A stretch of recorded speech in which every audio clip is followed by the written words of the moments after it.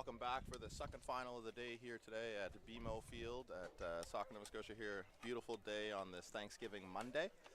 We had the women's final, Holy Cross taking the win and back-to-back gold medals in the women's category, playing against Montreal from Montreal. And for this final today, we have local side Western FC, who were the 2017 National Championship gold medal winners, looking to get their second title in 6 years, playing against a team from Ottawa, West Ottawa Warriors. I'm Marvin Okello, and I'm here with Richard Scott. And welcome everybody, bonjour tout le monde, here for the Tech Finals Day, the Toyota National Championships. And start with a quick run through of our sponsors, which is always important: CIBC, Nike, TELUS, Allstate Canada, Toyota Canada, Visa, Carlsberg, Degree, Gatorade, GE Appliances, Maple Lodge Farms, Go-Go Squeeze, Casada, Tech, Access Storage, and of course the Government of Canada. Big thank you to our LOC, Soccer Nova Scotia, throughout the week. Of course, this competition organized by Canada Soccer, and it is the oldest competition organized by Canada Soccer, going back to 1913. And a little shout out for today's referee, Mr. Mario Alias. And just like the Jubilee Trophy Final, this is a referee who's come up through the Next Gen program since 2021. He's from Laval, and this is his first national championships. Definitely. And to add to Richard's shout-outs there, big shout-out to Lindsay McCaskill from Soccer Nova Scotia, doing a lot of work behind the scenes to make this tournament possible. Matt Holton and Nino Kovacevic, who also did some commentary as well for some of the games. So big shout-out to those three for putting a great show during this national tournament. Yeah, and of course Dennis Huck, who is the LOC chair, very important in terms of the organization for this tournament. And if we look at Canada Soccer, we're always happy to have Judy Kellaway here at the National Championships, part of the competitions committee, and a lot of work put in by the Canada Soccer staff, especially Kelsey Hunt, in organizing this competition. And we're off. Western Ottawa wearing the all black, and Western wearing the traditional blue and white kit. The local side is, as we said, will be looking to get their second national titles since 2017, when they brought back the gold. Pavel Gorski taking this early throw. It's got a long throw. You see it in action right away. Isaac Geyer puts it forward. Sean Koges, another one of those experienced guys who was on that team in 2017. And a good chance here for Benjamin Thompson to carry it forward. Western have only allowed one goal this entire national championship, so very defensive team that catches people on the counter. They're missing one of their star players, Pedro Porro, who picked up the goal against local side Suburban FC in the first match. Unfortunately, he accumulated 3 yellows, which is enough to keep him out of this final, so they had to change things a little bit, but a very deep squad for Western, so I'm sure they'll still find a way to get all 3 points here today. As Freddie Becker is chasing that early ball in the box. Well held by goalkeeper Anton Favre from Ottawa.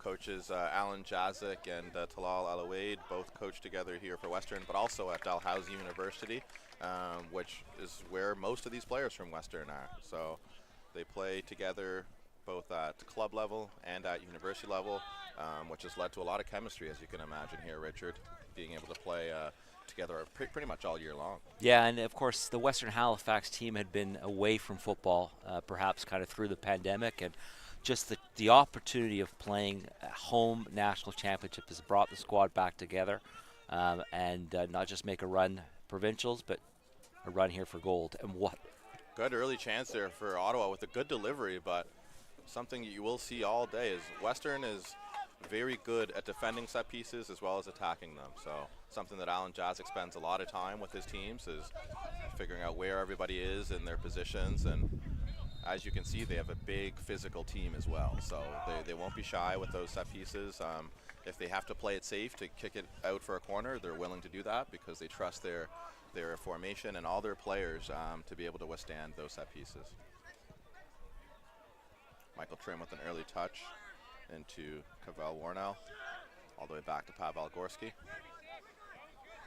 Pavel Gorski in back-to-back nationals. He was there with Dumbrack last year in Vaughan, but going back to his usual side with Western as they look to bring a national gold. Good win from the number 15 there, Aiden Harris, who plays it forward to the number 9, who's got a good chance, and a big save from Ben Ben denying the number 9, Zach El Shaifi, with a good chance, but he smothered the chance, came out early and strong with a strong right hand there, Richard. You'll be seeing a lot of that from Ben who already had a big penalty save in one of the previous matches and saved it on the rebound. Had a slight knock on his ankle, but he was able to play today, and a big save from there on the replay. You're seeing it there. Without question, that was a big chance for Zach and for Ottawa to go up 1-0 there. Benjamin who was the player of the match in the last win, which got them into the final, came up big with the save, just made himself big, and glove save there. Definitely. We'll call it a glove save, arm save, wrist save, whatever it was. He did what was needed. Definitely. I mean, the striker, I think, will wish he had that back and probably could have slotted it just on the ground, especially with those tall goalkeepers. You're always told keep it low and on the ground, but well done by Ben. And just the transition that you saw there, just to be able to free up Zach on the breakaway there was a key play, and I think we'll see quite a bit of that, and already some excitement early on in this match. Definitely. And Benner's a big part of why Western have only conceded 1 goal this entire Toyota National Championships, and you're seeing it firsthand there that he's not going to be easy to get past today.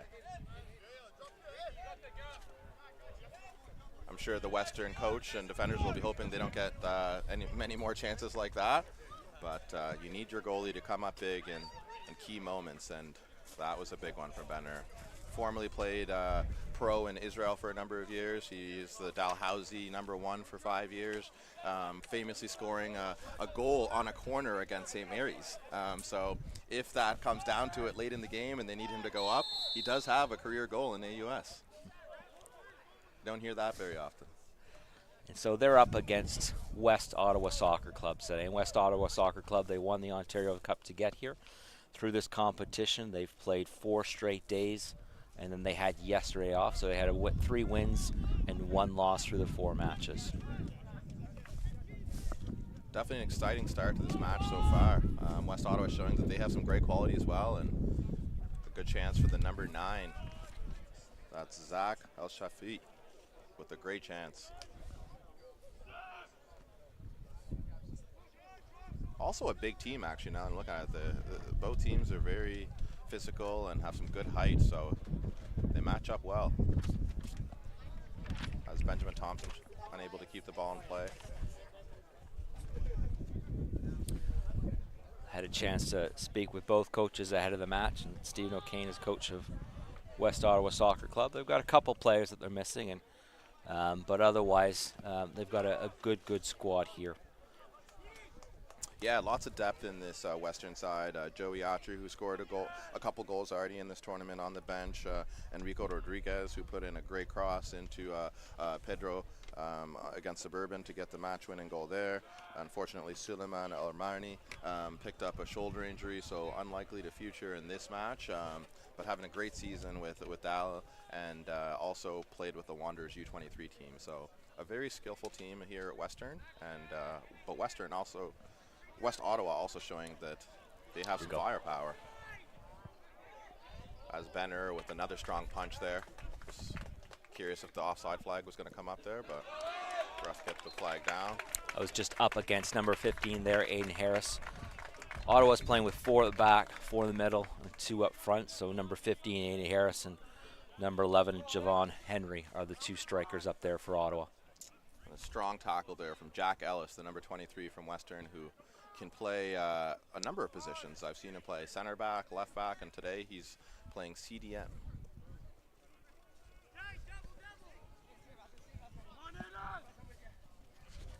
One of the players to watch today from Ottawa is that number 8 there in the midfield. Box to box, he's a midfielder, he's a leader on the squad. Player of the match already a couple times in this tournament. And so just an important player, Sebastian Rodriguez for West Ottawa Soccer Club. And there he is putting pressure on Riley Workman as he takes this throw. And he was the one who put his teammate, Zach El Shafai, in through on that goal. So one of the players to watch out for number 8, Sebastian Rodriguez, the captain for West Ottawa. Early on, both teams feeling each other out. West Ottawa with the glorious chance, and 2 minutes into the match. But Benner coming in clutch with a big save. Keep it 0-0. We've got a good crowd here at Soccer Nova Scotia. So we've already had the first match this morning, which was the Jubilee Trophy final, and Holy Cross FC came out on top with a 2-0 win over the Griffins, CS Montréal Outremont. Bronze medal game on the other field, Suburban FC are down 1-0 to Quebec. On the men's side? On the men's side. And one of the things that we saw in the other final was there was that early goal 2 minutes in, and then after that there wasn't a lot of great play. Great ball in there into the box. Well controlled initially by the number 15, Aiden Harris from West Ottawa. I thought he could have hit that first time. The ball was perfectly on his right foot, good height. I thought he could have gambled with just swinging it in, but he decided to take a touch, which allowed the defender Sean Kojas a chance to slide and end the chance there. But good ball into the box early from West Ottawa here. Big chance there. And usually I'll kind of wait till the ball comes out to say a few words, but what I was about to say there was that in the other game after they went up 1-0 early 2 minutes, you didn't see a lot of that action. Holy Cross were able to just shut things down, and already some great play in between, 1, 2, 3 passing, and already some great chances and excitement early in this game.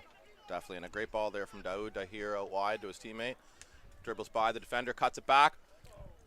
Another chance for Aiden Harris, but another big save from Ben being tested often in these early stages of this match. Western with a chance to break now. Ben Thompson unable to find his strike partner there, Freddie Beckers. And the coach did say that if he had to pick somebody that was going to nick a goal today, it will be Ben Thompson. Yeah, the thing that's so tough about this Western team is they have so many different players who can hurt you. From the center backs like the Pavels and the Sean Kojas, who can go up on set pieces and win headers. They have that strong midfield too. Jack Ellis has scored a number of goals on set pieces this summer. He's scoring a couple against my team. You said Ben Thomas, Freddie Beckers up top there. So many different players who can hurt you, and you've seen on West Ottawa as well. Going forward, they have some good deliveries coming in from number 4 there, Hassan Mahassar, who had that cross into his teammate, number 15, Aiden Harris. So very evenly balanced teams here so far, but West Ottawa with the better chances. But already you've seen Benner come up with 2 big chances, and when speaking with their coach Alan Jazik, the word he used was unbelievable, and that's what he's been in this tournament, and helped them get through to the final. Yeah, Western and Dal have had a history of really good goalkeepers. Benner was there, and then Jason Ross was there as well. I played with him, and he was actually on that team in 2011 that we went to Nationals with Suburban. Yep. And of course in 2017 you had Christian Oxner, who was in goal. That helped them win the Challenge Trophy. Who played in the CPL for the Halifax Wanderers as well, and also played for St. Mary's University, setting league record 25 saves in one match before earning the CPL contract. And they also have Aiden Reshnas, who's the backup goalie for the Halifax Wanderers as well, who would have been a Dal if he had not elected to stay with the Halifax Wanderers. So a strong history of goalies at Western and Dalhousie University.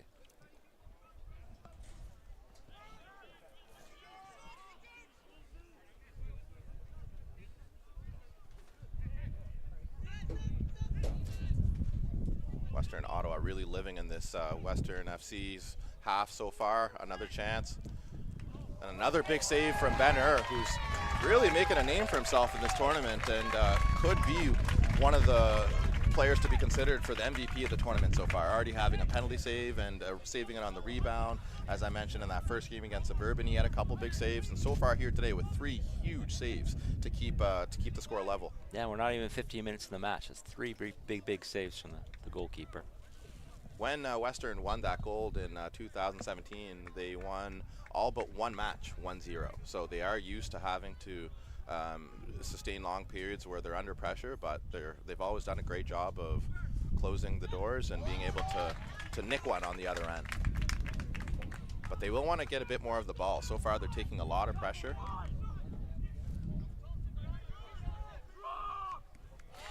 And good whereas West Ottawa Soccer Club have had yesterday off, they played 4 straight matches, and then they took Sunday off before today's final. Halifax had the reverse schedule because they were the runners-up in the Nova Scotia final. They come in as the 10th seed, and so they had the first day off and then played 4 straight group matches. So this is actually the 5th day in a row that Western Halifax are playing. Yeah, good chance here for Freddie Beckers to get in behind, looking for a strike partner, Ben Thompson, but that's well cleared. Good ball forward initially by Jack Ellis. Well cleared. Wes Hawley trying to get on the end of it there. Sean Coaches with a slide. Most looked like it could be a handball, but the ref lets it play. When we talk about your 2 center backs there, Sean and Pavel, both of them have played every minute, all 360 minutes from the first 4 matches. And again, Sean was somebody that maybe his career was done, but chance to play here in Halifax in front of your home, in front of families, chance to lift another challenge trophy. That's what they said. You know what? It's a unified decision. Let's make a go at this, and let's try to win golds at home. Definitely. And Sean had a great youth career as well. Featured with the U16 national team a few times. Was the National Training Center, played provincial team. He actually got called up as a 15-year-old to our 2005 Candy Games team because he was just so good, even though he was a few years younger than us. So Sean Coaches has been around the game for a while, and he'll hope to bring back the 2nd men's national title here at the Toyota National Championships. Pavel Gorski also part of that 2017 winning team, so it's great to have that continuity, like we said with Holy Cross in the women's side, who had been together for about 10 to 15 years. It really helps in these big moments when you can trust the guy beside you. And Pavel showing his experience right there with a great tackle. But the number 5, Daoud Dahir, really doing a great job of controlling the play for West Ottawa, and another chance here. Big save again from Ben Ur, number 4 of the game, 15 minutes in. Western doing a lot of defending. They'll want to keep the ball for a little bit, even just to give their defenders a break here. And not just keep giving the ball away like they do there through Michael Trim. And you can really see that number 8 player for Ottawa, Sebastian Rodriguez, difference maker that he's out right now just in terms of winning the ball, controlling the ball, some of the passes he's put through. And so far in their past 4 matches, Michael Trim was player of the match in one of the games. Benner was their player of the match in their previous game. Freddie Beckers, man of the match in game 2, and Sean Coages as well. So those were their 4 player of the matches. But so far today, Benner is leading all categories with 4 big saves.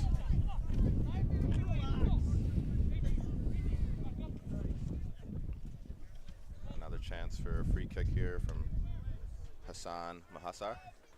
Has his teammate Daoud Dahir beside him there for a short ball before they switch it over to the other left side.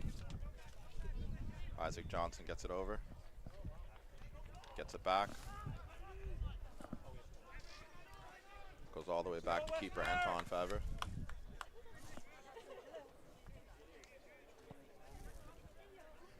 Just over the head of Wes Hawley. Michael Trim controls. Looking for Ben Thompson. All the way back to Anton Favre, who clears it. Sean Coaches under pressure from number 11, Javon Henry, and that's a strong challenge on a head injury.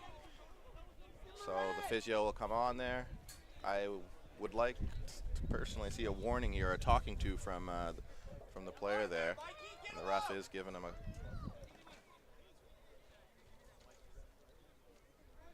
You never like to see anything with the head there. He had every right to go for the ball, but just a little bit late. Yeah, and it can get pretty heated out here sometimes with these challenge trophy matches, especially these players have put a lot of work in over the course of the whole year. And here it's a chance to win a medal. You had 10 teams here, split into 2 groups of 5, and big commitment from all of them throughout the summer and into this national final week here. Definitely, and Western has the home crowd here that they're trying to win in front of, much different than 2017 when they were away and didn't have the home support like they do here today. So, Yeah, we've had 5 national championship winners from Nova Scotia, and but they've all been away. yeah, So the history is here in 2 ways in terms of, obviously can they repeat and be the first Nova Scotia team to win 2 national titles, but also the first ever to win at home.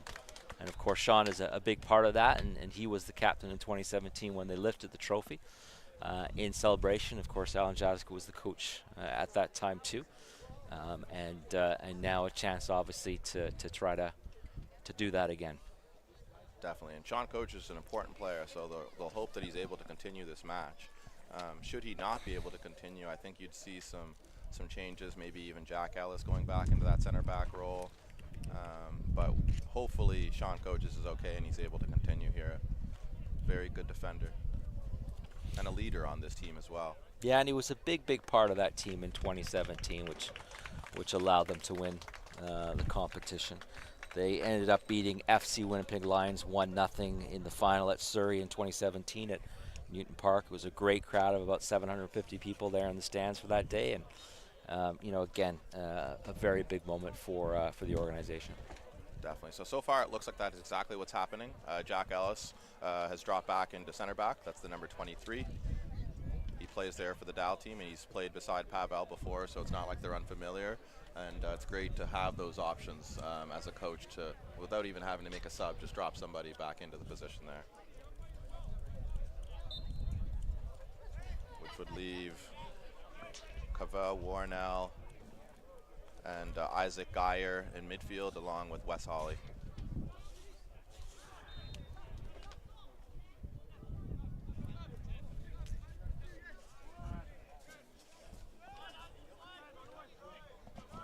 So right now Western playing with 10 men as they look to bandage up Sean Coaches and get back into the match as soon as possible.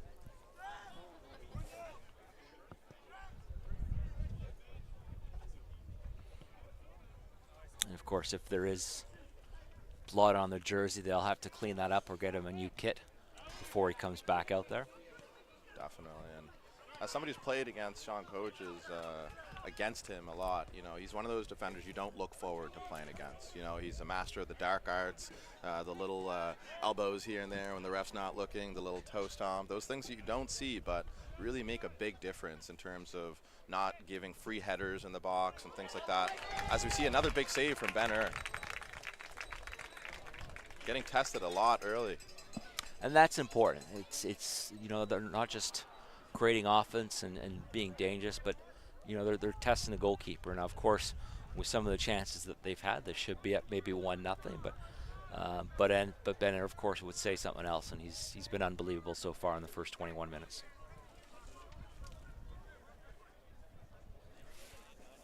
I'll hope that some of his students are here cheering him on. Ben Ur's a local teacher at Armbray. And shout out as well to our anthem singer that we had before the match there. I got the chance to speak to her before. That's Rochelle Spite. Did a great job of singing the national anthem there.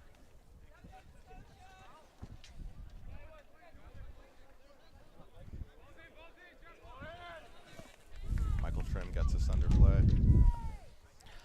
So we've talked a little bit about the format. After the second final, this final here, we had the women's final earlier. There will be presentations of the trophies to the players, and that will come afterwards. And of course, Holy Cross FC from St. John's, Newfoundland Labrador, the first ever Newfoundland Labrador team to win back-to-back championships. So they did it last year just north of Toronto, and this year in Halifax. Yeah, looking forward to that. And Suburban FC will be hoping to get back in the other match. There's a big cheer there for the center back, Sean, back out there. You always love to see that. He's an important player, and you want the best players on the match in these finals. And if we're talking about local soccer Tech Finals Day, Daniil Henry will be in the crowd today and part of the presentations this afternoon too. Local Halifax Wanderers player, which helped the team finish 3rd overall. Had a great career with the Canada men's national team, making over 30 appearances, and he's been a huge leader in the dressing room for the Halifax Wanderers this year. Even though he hasn't been a starter, he's helped the likes of the Dan Nimitz and the Cale Lowrys, the young guys who are at the beginning of their career and hoping to make the national team by sharing some of his lessons that he's learned over the years, and it's made a big difference as the Wanderers ended up third overall in the league, but tied on points, on goal difference and on goals scored, with Forge just narrowly losing out on away goals. So it'd be great to have Daniel here in the building. Well, he's a true rock, and anytime you got a guy that has that experience of being in a Premier League dressing room, he's got a lot to offer.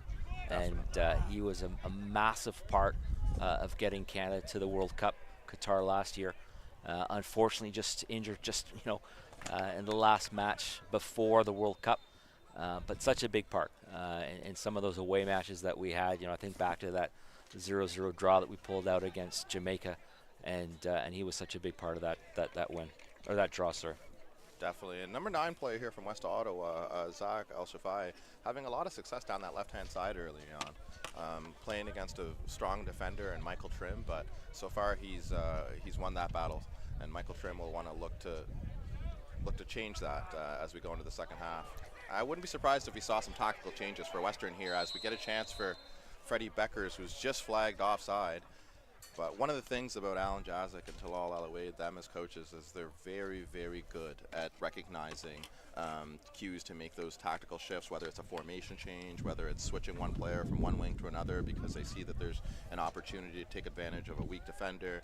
So something to keep an eye on here as we're in the 25th minute. I don't think we'll go too much further without Western changing things about, because right now they are on the back foot. But it is a good thing they do have that goalkeeper who's already made maybe a handful of saves already. Jack Ellis goes back into midfield with Sean Coages returning, looking for the ball over the top for Freddie Beckers. It's just a slightly overhit.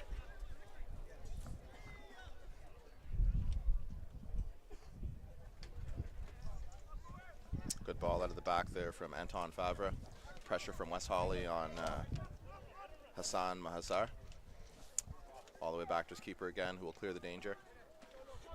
And there's Sean Koja showing his experience, winning another header. And that battle again we just talked about with Michael Trim and Zach Al-Shafai, just unable to keep the ball in play.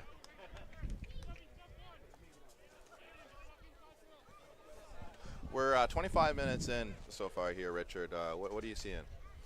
I think obviously with the score 0-0, we've had a little bit of excitement. But I think Western Halifax has been able to settle down a little bit now.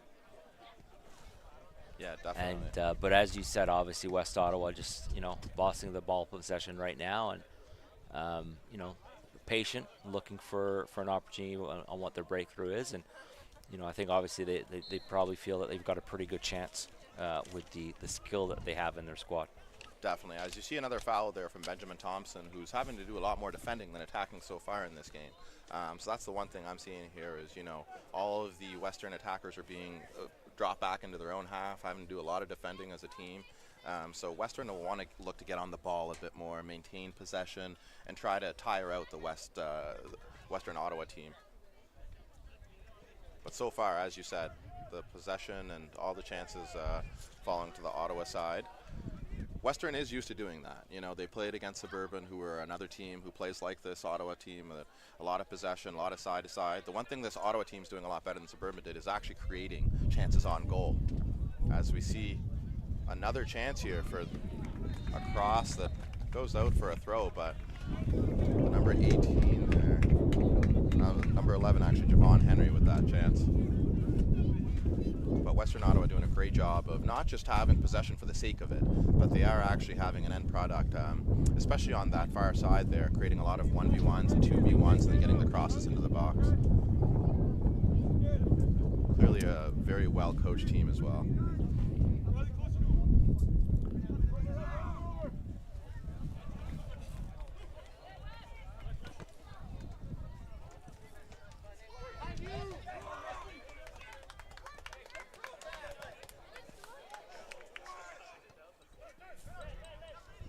Pavel Gorski showing that long throw there, and you're hearing from the fans he's a QB because he's got a cannon on him there. And it's such a threat for Western, especially once they get to the other half. Pretty much every throw is like a corner, and you'll see Wes Hawley and Ben Thompson and those guys trying to get on the end of it. Quite the weapon there from Pavel Gorski. Not something you can really coach.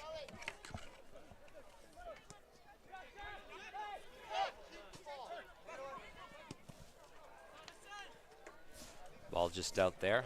One of the West Ottawa players that told to keep an eye out today is that number 11 up front, Javon Hendry. He's, you know, they're powerful player, just a determined player. He's the up front there with the bright orange boots. He's already had a couple chances on goal, but definitely one of the players that the head coach told us to keep an eye out today. And right on cue, there's that throw that's like a corner from Pavel Gorski. A great chance for Freddie Beckers, who gets a shot on target there, but that's Riley Workman actually who got that chance after some great work in the middle, but right at the keeper there. But Western's first decent chance to get a shot on the goalie, and they'll look to build on that there. Beckers is one of those important players. He started all 4 games, and coach again told us, you know, one of those players to watch on the Halifax side, very versatile. He's an engine of a player, and you know, can play multiple positions, like you said. Yeah, he'll want that one back, but at least he was able to test the goalie, as they say. You miss 100% of the shots you don't take, but next time he'll want to just try to get that in the corner a bit more. But a great half so far here, 30 minutes in, 0-0. But lots of chances especially for West Ottawa Warriors in the all-black kit. Pavel with another long throw, looking for a flick from Jack Ellis. He's able to find Freddie Beckers. Tried to find Wes Hawley on the layoff, but well defended there by Daoud Dahir again. He's really controlling that midfield. Very comfortable with pressure around him. As Hassan Mahassar. This West Ottawa team's very patient on the ball. Not forcing anything. If there's nothing to go forward, they just keep the ball, they recycle it. Every now and then hitting over the top for Zach Al-Shafai, who gets another chance. Sean Coe just clears it. Might have been able to let his goalie keep it there, but slight miscommunication leads to another corner for West Ottawa. It's another chance here for West Ottawa with the corner kick, and they'll bring some of their bigger bodies up front for the opportunity. A lot of numbers in the box right now in terms of what they're going to try to do here with this corner kick. Yes, Richard, we can feel the wind picking up here in our booth here. That's going to play a factor on some of these set pieces as well, making it harder for the keeper to collect. Gets a second chance at it. Right in a dangerous area. Jack Ellis almost puts it into his own net, but does well just to clear the danger. Jack Ellis clears for a Ottawa corner kick, but he nearly put that into his own goal. We'll take the benefit of doubt and say he knew exactly what he was doing and where he was, but for our angle here, it looked like he might have almost had a great scoring opportunity on his own net. Definitely, but showing his experience there, Jack Ellis is a great defender. And sometimes you need a little bit of luck. We got Zach again with a delivery on the corner kicks. Most of the players inside the box there. Both teams very tall. Great delivery again. Well defended on the back post this time by Jack Ellis. This time a bit more of a tidy clearance. Sean Coaches will clear the danger, and Freddie Beckers will try to hold it up, but unable to. Relieve his team from some pressure. West Ottawa still with the ball. So if you're just joining us here, we're at the Challenge Trophy Final. West Ottawa Soccer Club, who are in black, they're moving from left to right on your screen. And then the home team, Western Halifax FC, in the light blue, and they are moving from right to left on your screen.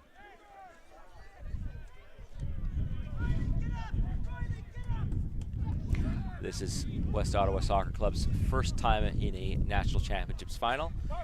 Western Halifax FC were national champions in 2017, and pretty well disbanded or took a break. You know, life comes around and the pandemic, but with an opportunity to play in front of their friends and family at a home national championships, they made that decision to bring the club back together, get the boys back together again this year, and make a run for the final, which, you know, step one, they've made the final, and let's see who can pull out in the next 60-plus minutes. Another strong win from Sean Coaches. You heard a big cheer from the crowd when he was able to come back into the match there after that slight head injury, and that's exactly why. Another great run. Well defended there, Wes Holly. And those are the two players that you want to see moving around with the ball. Javon Henry, who's just, you know, that powerful striker, just, you know, 6 or 7 good strides there with the ball.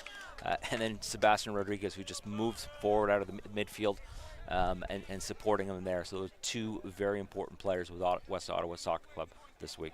And on the replay there, you just saw some great defensive work from the number 17, Riley Workman, who's willing to come back and help his defense as he takes this free kick. Looking for Wes Holly, who gets it on the second crack. Jack Ellis. Well slide tackle. Ball into the stands. Chance for one of the ball kids to pick it up and pass it there to the left back, Riley. All the way back to Sean Coaches, who switches play. Strong touch by Pavel Warnell, but he's able to keep it. Pavel Gorski all the way back. We'll look for a long ball, but he's fouled by the number 11. At least it looked like a very clear foul there. The ref letting play go, but it looked like an obvious foul. Or if you're thinking from the attacker, I think that was beast mode is what you would call it in terms of just won the ball and knocked the player over in doing so. Yeah, Javon Henry showing good strength there. But the defenders are usually given the benefit of the doubt on those ones there. That's why I was surprised not to see the foul as we see the replay. Pavel, not as clear cut as it looked on the initial play, but he didn't really play much of the ball, and that's where I think the crowd was asking for the foul. But good strength, good battle so far in this match.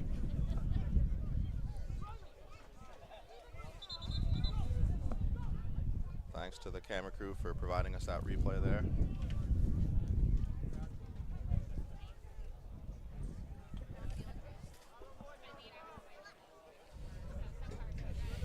Like you said, we wait 10 minutes and the weather's changed. It's absolutely gorgeous once again here in Halifax.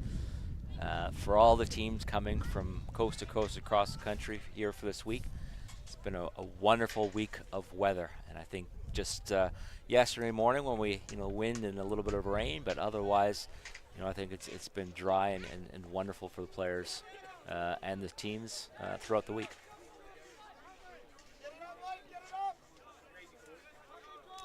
And like a few of us BC people have said, anytime you get a chance to come to Nova Scotia, it's wonderful. So definitely, and the opposite can be said too. I want to get out to the West Coast. It's a little warmer there this time of year than on the East Coast.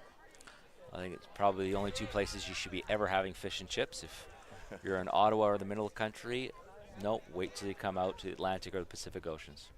Definitely. Strong tackle from Pavel Gorski there. And good work from Isaac Geyer. Tries to do a 1-2 with his teammate, but turns it over.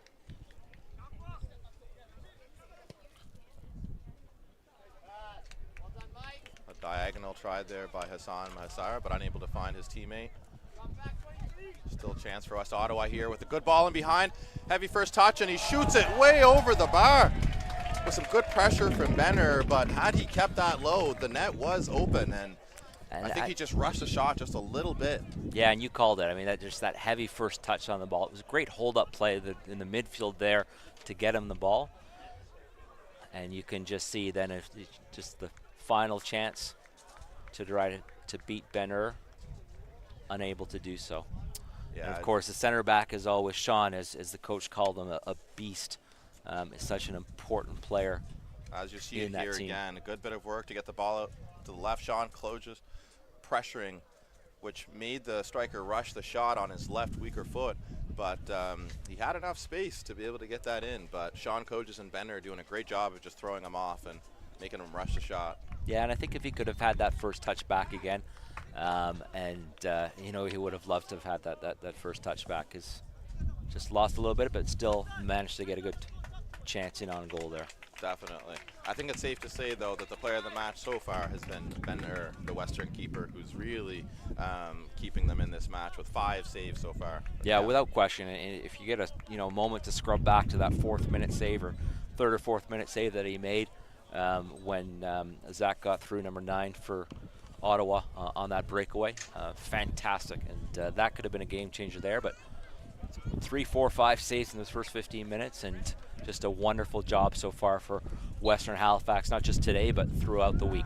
Definitely, but also got to give credit to the attackers, number 11, Javon Henry, who's tormenting Michael Trim down that left-hand side. Once again, it's if you're an attacker, you got those orange boots, so a little bit of magic in there for sure. Chance for Western to test the keeper on the other side.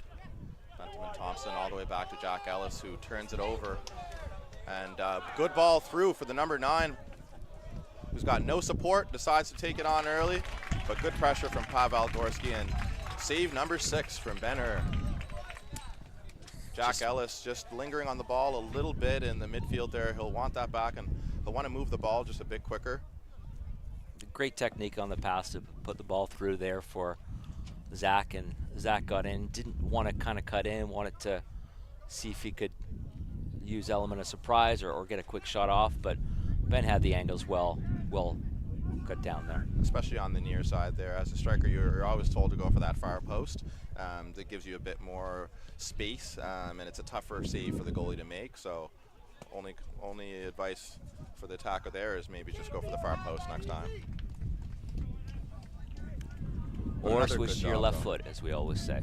Exactly. Which is why, as I'm sure your parents taught you, my parents taught me, is you better be able to kick the ball with both your feet. So, 100%. Or I think we must be giving a shout out to Cindy Ty, the great coach that helped you along in that.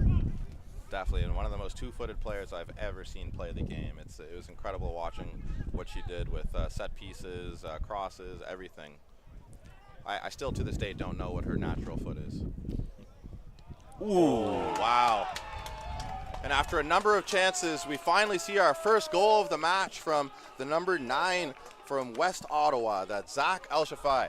And as we pull up the replay here, you can't say that it's not earned. They've had all the chances. Benner has done a great job of stopping them, but as we see the replay, the ball bounces on his left foot, and he does a great job of getting over it and striking it into the side netting there. No chance for Benner on that one. So it's 1-0 for West Ottawa off of deflection that landed right on his foot, and as like all strikers do, he got the shot off and quick and early, and no chance for Benner. So we have our first goal of the match here. And you cannot miss from that range, and he was perfect in terms of just making sure he took the opportunities that came forward to him. Once again, great work from the camera crew to provide us those replays, making our job easy. And that's a heavy foul there. I think we'll see a yellow card from the goal scorer, number 9 there, Zach Elshafai.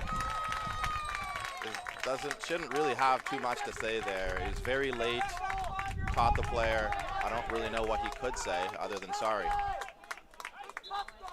And Jack Ellis holding that ankle.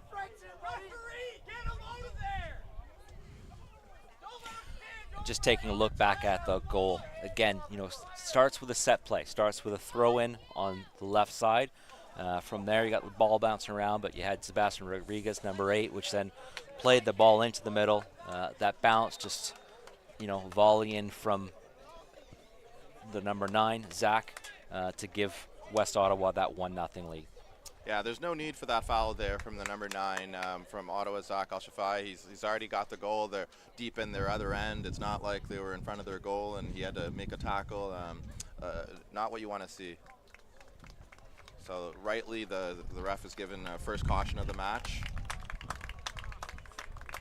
And we hope that Jack Ellis is okay there as he limps from that very late tackle.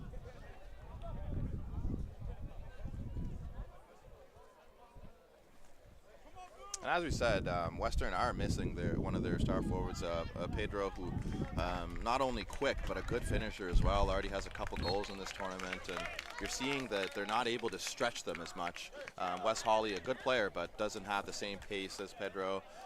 Same can be said about the other strike partner there. Freddie Beckers is a good player, but not the same speed as Pedro, which is really important to have when you're trying to counter. And on the flip side, both number 8 Sebastian Rodriguez and number 11 Javon Henry, part of the build-up on that goal. Sebastian with the ball into the box. Don't know if Javon got his head to it or not when he was up in a challenge with Mike Trim, but then when the ball came down, then Zach Elshafé got the 1-0 goal here in the 41st minute. Yeah, I'd like to see the ref get a bit of control in this match. The fouls are starting to mount now, and the players are starting to get a bit chippy. So that caution was important, but I think he'll want to maybe speak with the two captains and get them to relay the message that he's not going to condone these chippy tackles that are starting to happen as we're 2 minutes away from halftime.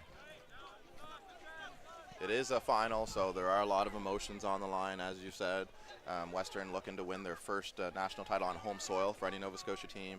But on the other side, West Ottawa traveled a long way, and they'll want to take that national gold home with them.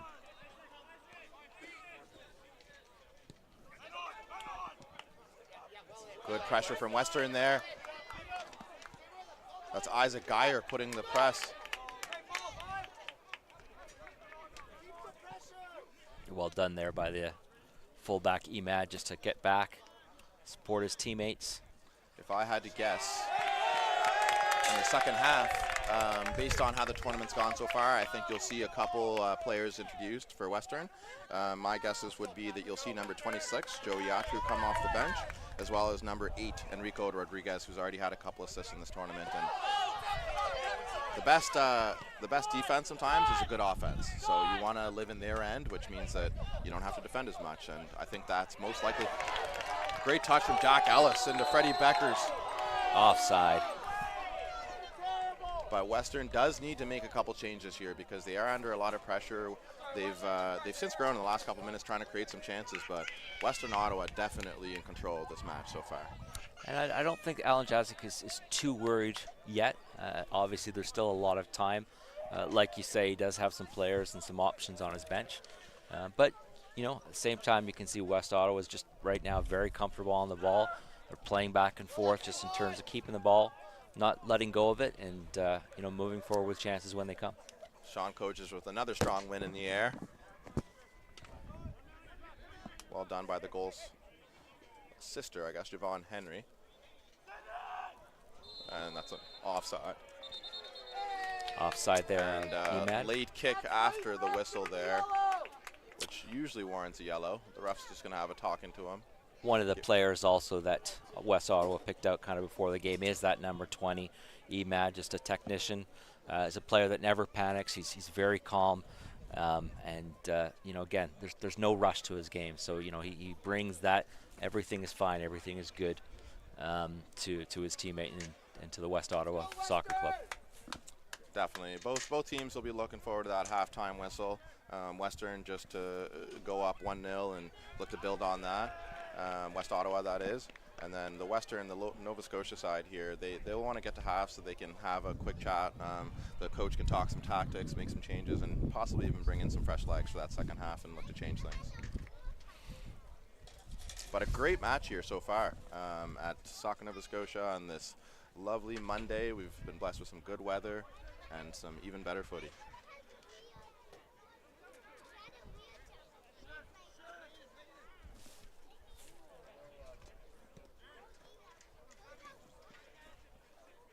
And as mentioned earlier, Nova Scotia Soccer here, we're getting spoiled with a first playoff home game for the Wanderers this Saturday at 3 p.m. and then followed up by, it's a great ball from Wes Hawley, looking for number 18, Freddie Beckers, just unable to get on the end of it there. But following the playoff game this Saturday at the Wanderers grounds on Halloween, October 31st, we'll be treated to Brazil versus Canada. 7:30 p.m. kickoff for that one. You excited for that one, Richard? As the ball goes up, yeah. I mean, it's a wonderful opportunity for Atlantic Canada to get to see Canada Soccer's national team, some of the best professional players from around the world that come in to play for Canada during these international breaks. And of course, the target, the build-up is towards Paris 2024. They've qualified for those Olympic Games. But definitely, and so that's all for the first half. We have the one goal from number 9, Zach Al-Shafai from West Ottawa with a great left foot volley. Fortuitous bounce landed on it, but he took it well, like all strikers do. And we have that lead for them. There's 5 shots prior to that were saved by Benner, but on the 6th attempt, West Ottawa breaking the deadlock, and they lead at the half 1-0 against Western Halifax. I am Marvin O'Callo, and I'm here with Richard Scott. We'll take a momentary break before back for the second half. thank you, guys.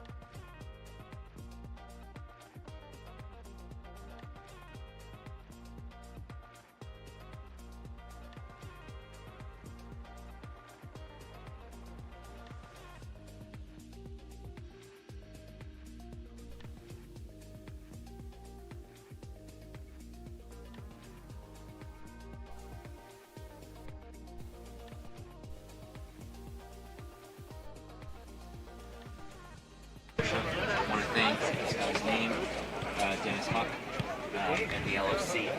So that.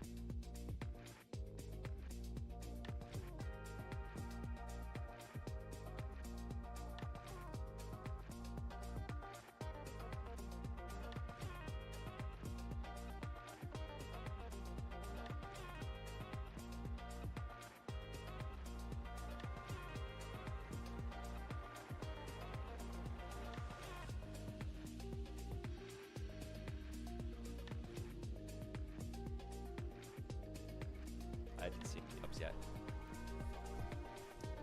I am Marvin Okello here with Richard Scott. We're at the Toyota National Championship Finals between West Ottawa Warriors out of Ontario taking on Western Halifax from Nova Scotia. They came in as the number 2 seed, Suburban being the number 1 seed, who had just unfortunately lost in the bronze medal game 2-1 to Quebec. But the final still is all to be played for here as West Ottawa leads 1-0 from a goal from Zach Al-Shafai. And I am here with Richard Scott. And wonderful day here in Halifax. And let's start with the sponsors, important part of this competition. Of course, this is the Toyota National Championships. National sponsors include CIBC, Nike, TELUS, Allstate Canada, Toyota Canada, Visa, Carlsberg, Degree, Gatorade, GE Appliances, Maple Lodge Farms, Go-Go Squeeze, Casada, Tech, Access Storage, and of course, as always, the Government of Canada. For those that have been watching the tournament throughout the week, this is Tech Finals Day, and of course we have national champions which are crowned here at the adult competition, men and women, also in Moncton, New Brunswick today, as well as for the U17s and Waterloo, Ontario for the U15 Cup. So just before kickoff, I'll pass it on to my colleague here and let you take it away. Thank you, Richard. So for Western Halifax, as we talked about at the end of the first half there, they do need to make some changes. So we have 3 coming in. The first one is number 21, Ben Bruce, who looks like he has to take over Sean Coges, who suffered a head injury early on. He was able to finish the half, but now is being replaced by number 21, Ben Bruce. The other 2 subs, we have Mikhail Parker Christmas, number 16 coming in up front. And the last one we mentioned is Enrico Rodriguez, number 8, who also comes in on the wing. So Western Halifax looking to add some more firepower for the second half as they look to get a goal back and possibly 2 if they can, to push this match into extra time and bring home the first gold title on home soil for any Nova Scotia men's team. But West Ottawa with a good chance going forward there, and dragged back by number 25, Isaac Geyer, and he gets a yellow card immediately.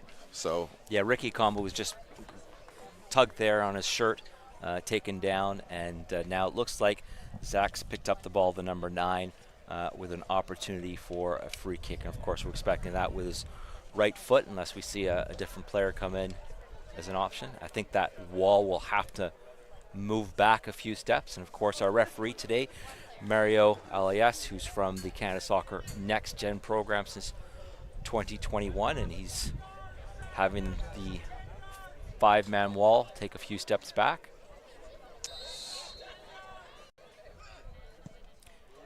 Ooh. Decent free kick attempt from the number 9 there, Zach Al-Shafai.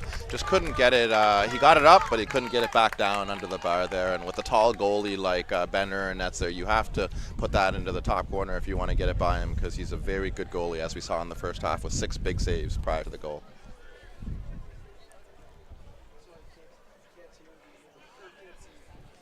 And the substitute, Ben Bruce, comes in, gets his early touches. All the way back to Michael Trim. Cavell Warnell plays a nice 1-2. Freddie Beckers tries to leave it for the substitute, Mikhail Parker Christmas, but just unable to keep it in play.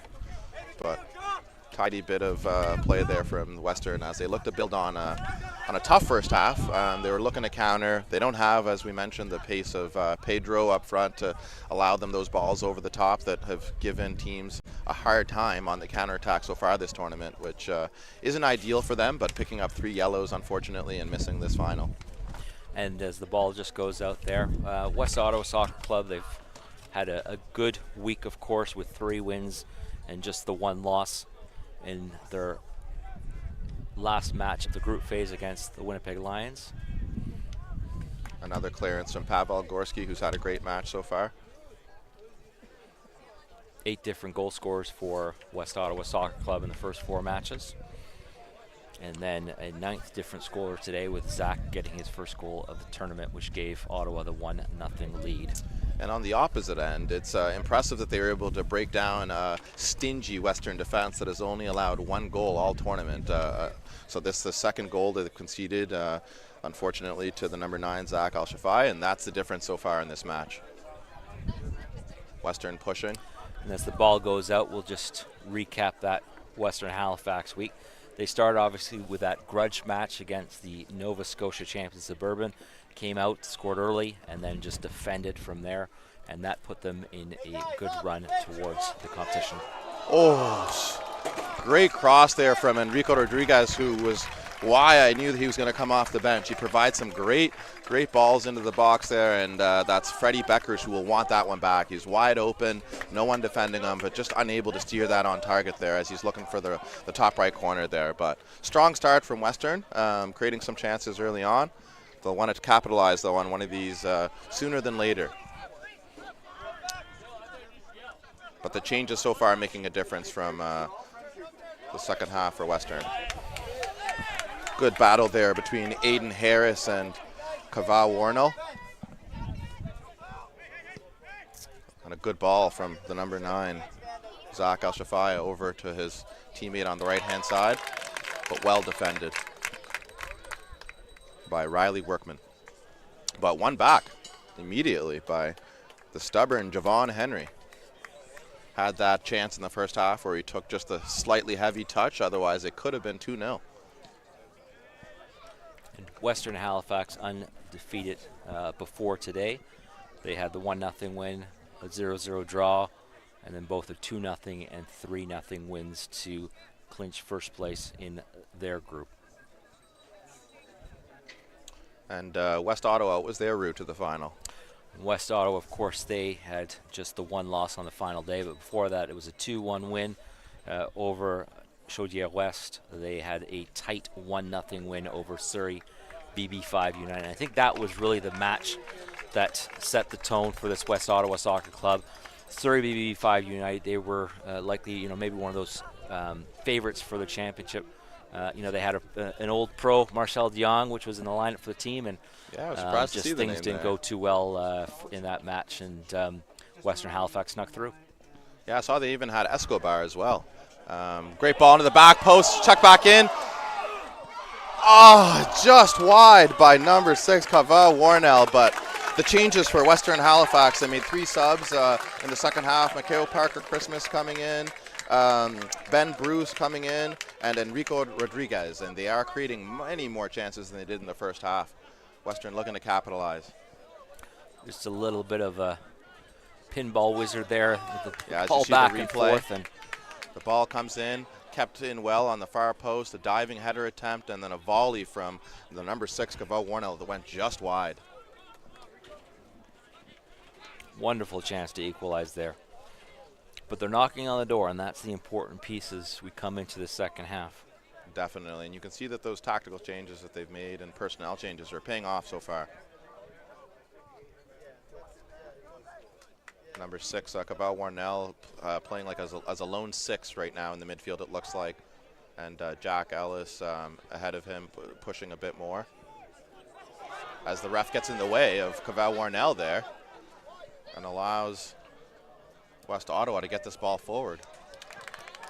But well defended by Michael Trim, who's fouled.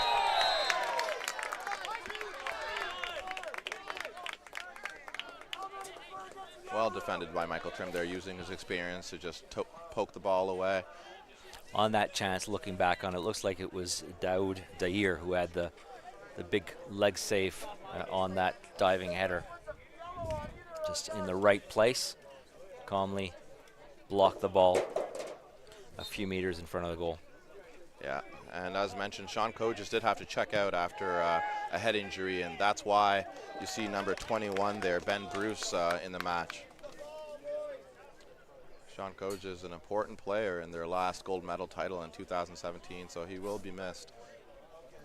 But Ben Bruce, more than capable.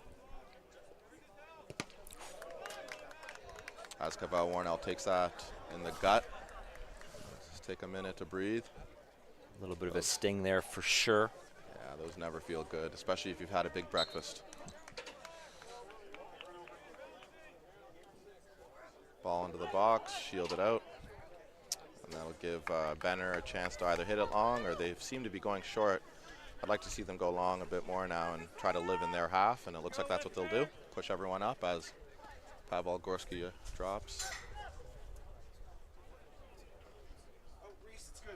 Benner asks his center back to come take it. Probably go short and get it right back. A little miscommunication there for a second. Or a little trickery. Or figuring it out as you go along. Inviting a lot of pressure here, Western. Wonderful coach we once had would always say that you guys are the footballers out there. You guys are going to make the decision.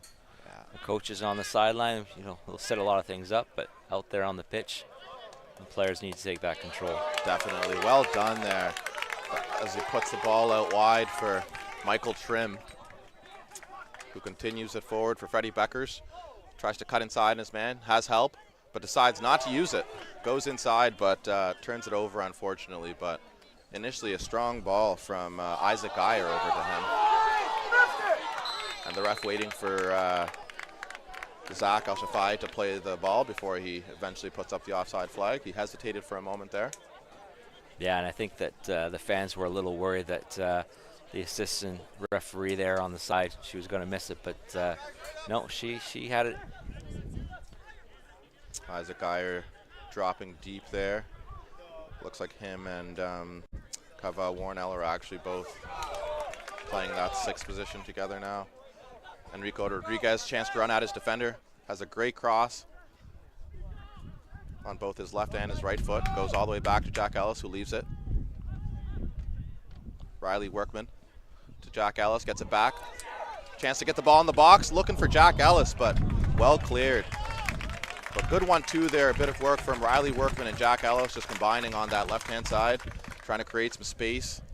But the cutback, just unable to find Jack Ellis.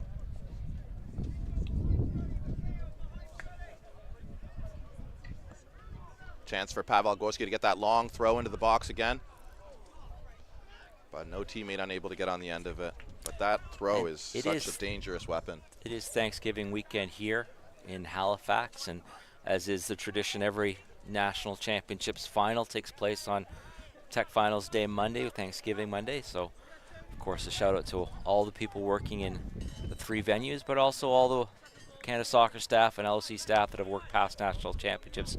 You know what this weekend's about, and a very big, bright hello to everyone. And as the ball goes out again, maybe we'll say that it's 12 years to the day also, Marvin, that you scored your national championships goal against PEI. Did some and I think it was a 3-1 win. It was a 3-1 win. And, you can tell us how big the fish was, but how did you score your goal?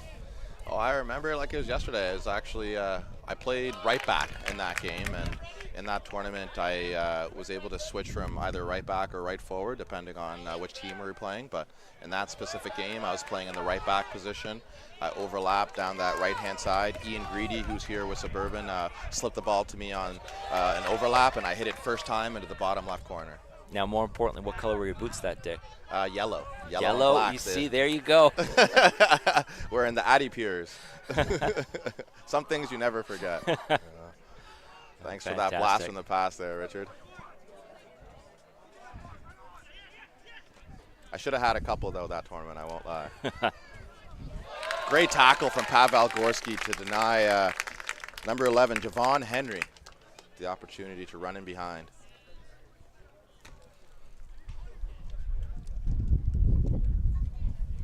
It's funny you ask what boots I wore. I end up leaving them in the hotel. Did you really? Oh, no. I remember being on the plane and thinking, wait a second.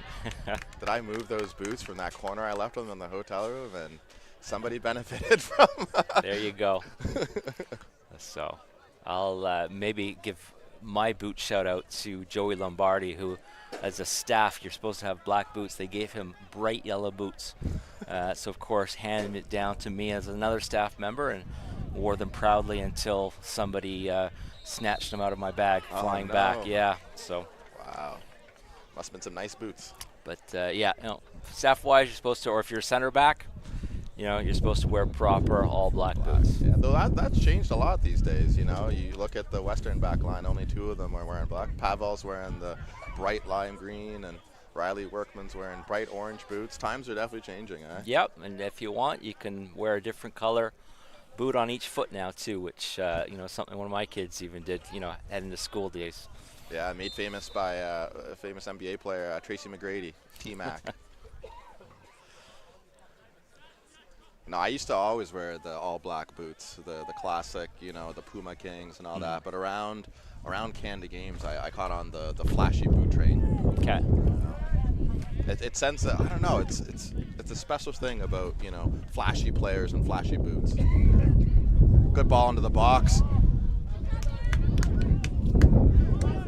Well done there by the defender. Yeah, Big there's center Iman back, Kouachi, Bruce. who you said was one of the playmakers for the team, looking for his teammate with the goal, Zach Al-Shafai, who's just unable to turn. But it was a really good find from the number 8. Good battle there again between Riley Workman and Javon Henry. And you can just see that power that the coach was talking about that you have in that number 11, Javon Henry. But Western has been pushing for the last few minutes, and it looks like it's leading to a substitute that's going to be coming in for West Ottawa Warriors there as they look to freshen things up. As you mentioned, they played 4 games in a row, had a rest day yesterday before this final, the opposite of Western, who had their rest day on day 1.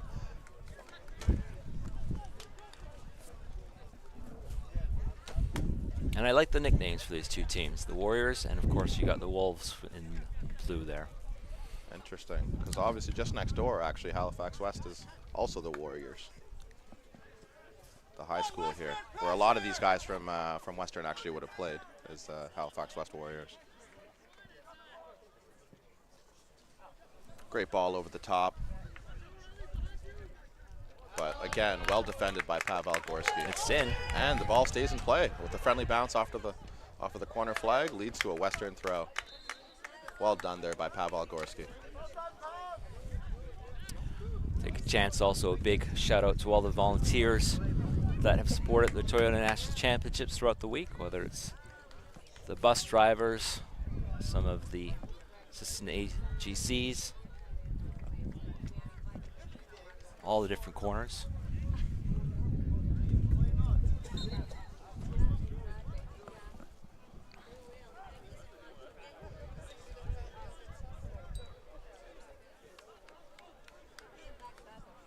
This has been a great tournament this week here, Richard, on both the men's and women's sides. Lots of thrilling games. You know, we've had some high score lines, some 5-0s. We've had a couple 0-0s like we had with Western and Newfoundland, but that was also a really exciting match. I don't know if you're here for that one.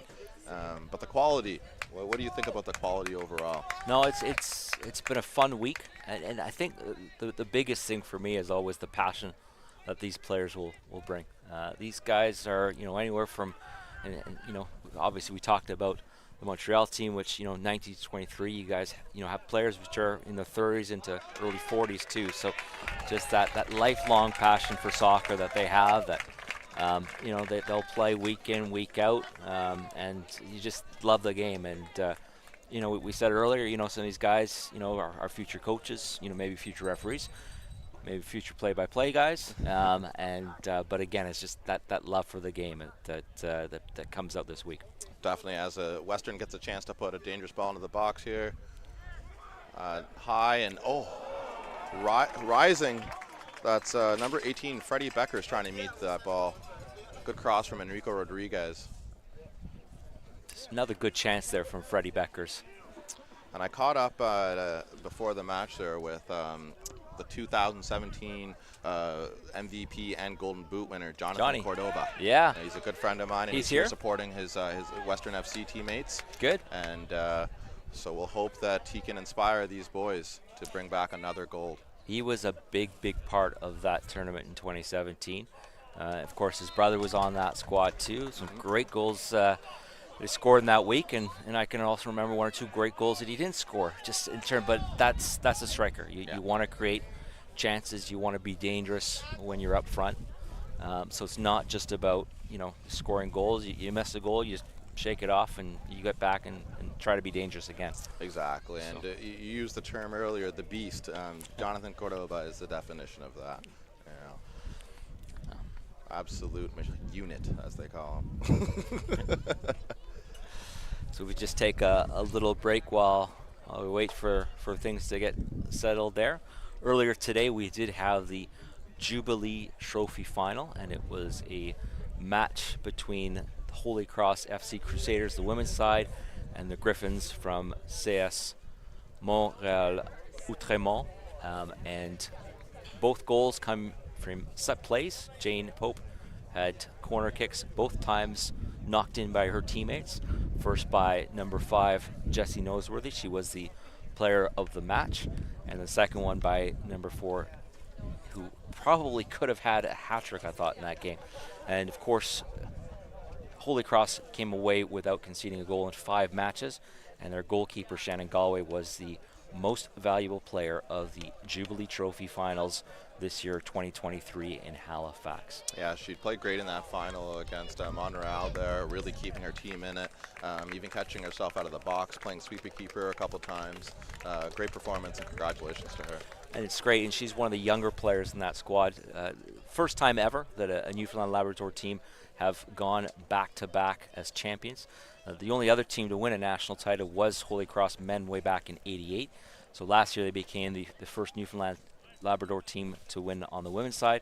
And now Jake Stanford, the coach, his team are back-to-back champions, which is great for the city and great for the province. Yeah, they almost had both teams defending champs, because Holy Cross last year in Vaughan was in the final against Ontario, narrowly losing out. So imagine what a feat that would have been, both the men's and women's being defending champs. And Jake Stanford was actually part of both of those, and of course his son Andrew was also a big part of the men's side.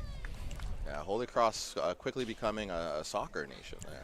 You know, not something you really relate to Newfoundland with is soccer, but they're really showing that they are a hotspot for talent there in Newfoundland. As we get the ball back in play here on the corner, that's number 18, Michael Bastianelli, who's checked into the match, who's competing for that. Benner comes and collects. Has Michael Trim on his right-hand side, but Mikhail Christmas Parker is also down that line, who Michael Trim finds now. Lays it off for Kava, who looks for the diagonal, but gives it right back to Mikhail Parker Christmas. Tries to find the early ball, but that's well defended. Michael Trim does a great job to keep that ball in play and wins the corner for his team. Good work down this right-hand side. We're in the 66th minute. It's still 1-0 for West Ottawa Warriors with the goal from Zach Elshafai. Take a quick moment just to follow up on Newfoundland Labrador soccer. One of the hotbeds, if you're a footy big fan, and if you ever get out there, there's a town called St. Lawrence, and they've been national runners-up before. We joke that it's a town of 1,500 people, and about 3,000 people will show up to a game when their Double Blue are playing. Strong header again on the back post from Jack Ellis. Another great delivery from Enrico Rodriguez. Western is starting to grow into the match here, and this is their third chance in the second half, which is 2 more than they had in the first half. So the changes that they've brought on in the second half clearly making a difference there. One of them being Enrico Rodriguez, who's had a couple great deliveries into the box. Yeah, and just wide on that header there from the number 23, Jack Ellis, but very well done to leap up and get contact with that ball. Yeah, unfortunate from the number 6 there, Kava Warnell, who just did enough to foul him there. But good experience there from the number 20, Imad Huash, to win the foul.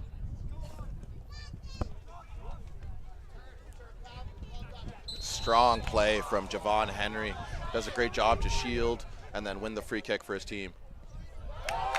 Jack Ellis quickly wins it back. Enrico Rodriguez looking for his teammate Freddie Beckers, but just behind him.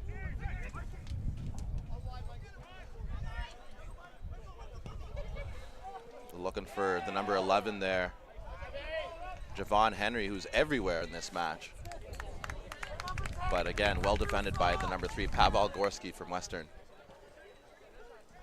Exciting match here for the folks. So it looks like we got, 500-600 people here or so.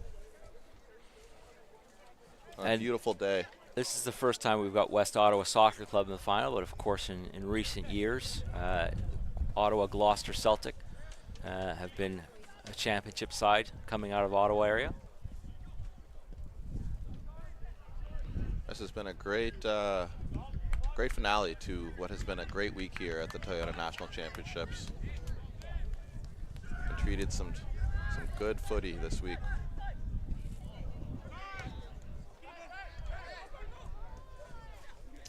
As West Ottawa on the attack again. Number 11, Javon Henry, much like in the first half, his touch let him down just a little bit there, just a bit too heavy. Wasn't able to get the shot off.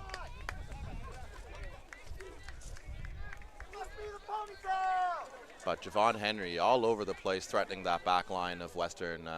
He's a good hold-up player. He can get in behind with his pace. He can shoot with his left. He'll dribble with his right. Definitely one of the players of the match so far for West Ottawa, Javon Henry.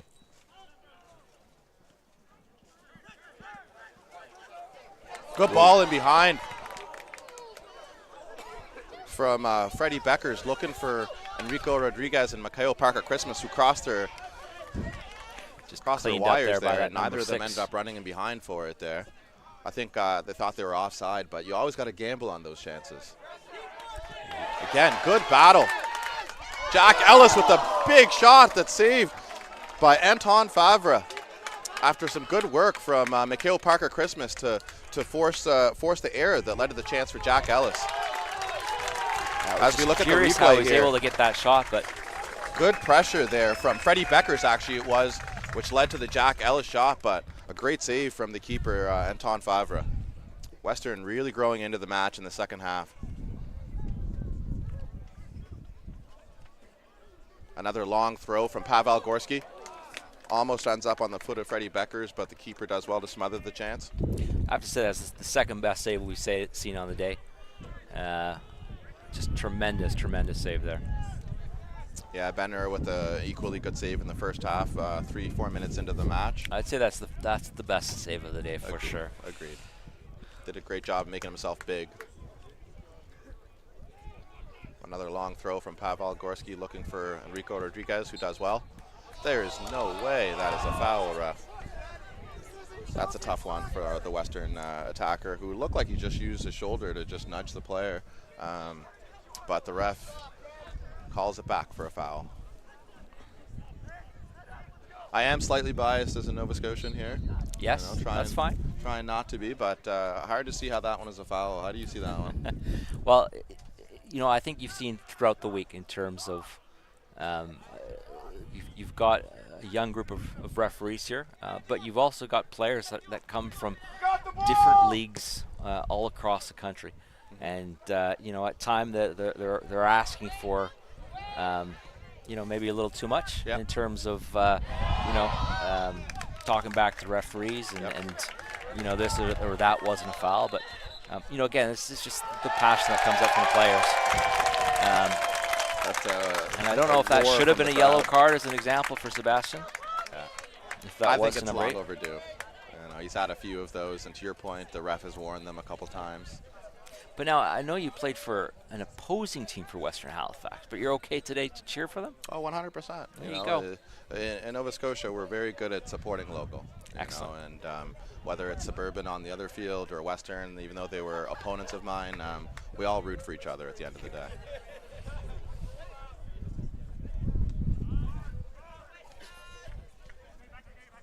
As the number 10 from Ottawa has also checked in there, that's Marco Natali.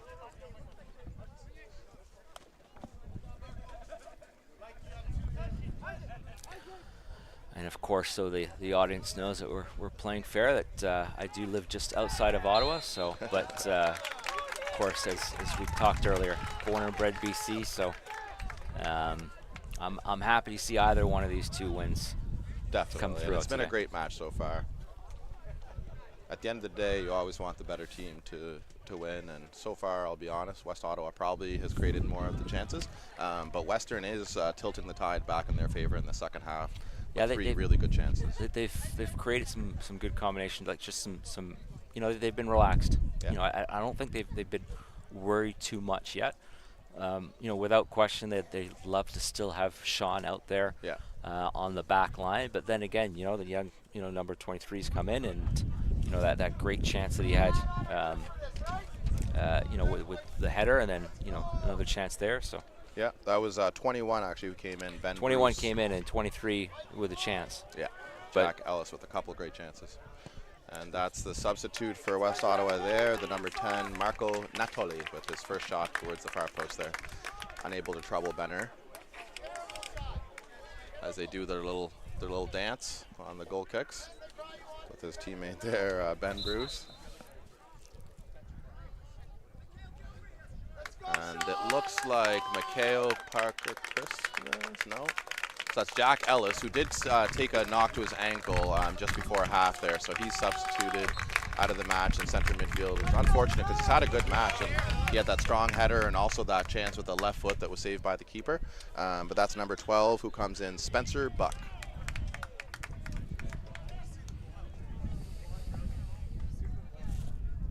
Teammates at Dalhousie University.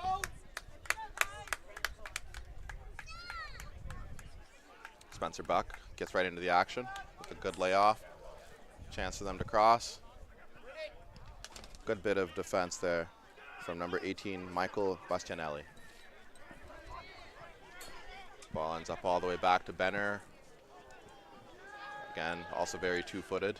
Happy to clear that on his left foot. Western Halifax is going to come with a sub now. And that's Kava Warnell, who's a bit more defensive of a midfielder, being subbed out for number 26, Joe Iatru. Joe Iatru already has a couple goals on the tournament, and he'll look to add to his tally and bring his team back level in this match as we're in the 75th minute. It's still West Ottawa Warriors 1, Western 0. Probably still about 20 minutes to go. We probably see at least 5 minutes of added time based on some of the stoppages and injuries that we've seen in the second half. So yeah, definitely lots of time to go here. You know, we got 15, 20 plus minutes, including injury time, so it's not over by any means. But the next goal, as I said in the previous match, the next goal is the most important. You can't allow West Ottawa to get a second because they'll be able to park the bus, as they say. So the next goal is definitely the most important in this match. that was well done by Emed Down. Great delivery from the keeper there, showing his distribution of his feet, which is so important for goalies now. You know, before goalies didn't really need to do much with their feet, but it's a growing part of the game now. You've seen players like Manuel Noor playing like sweeper keeper, and in the match previously with Galloway, the Holy Cross goalie, she came out a couple times. So it is now a developing part of the game. As Spencer Buck commits a foul. Just up there against Ricky Comba on the right side.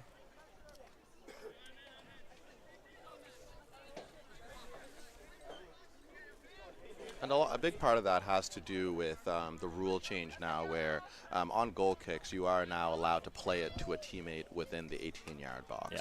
And you've seen the pros and cons of that, especially as an Arsenal fan. You know, when it first came out, we made a lot of errors trying to play short and punishing ourselves. But you're seeing that it is now a part of the game, and coaches use that sometimes to their advantage, and sometimes it can be a crutch.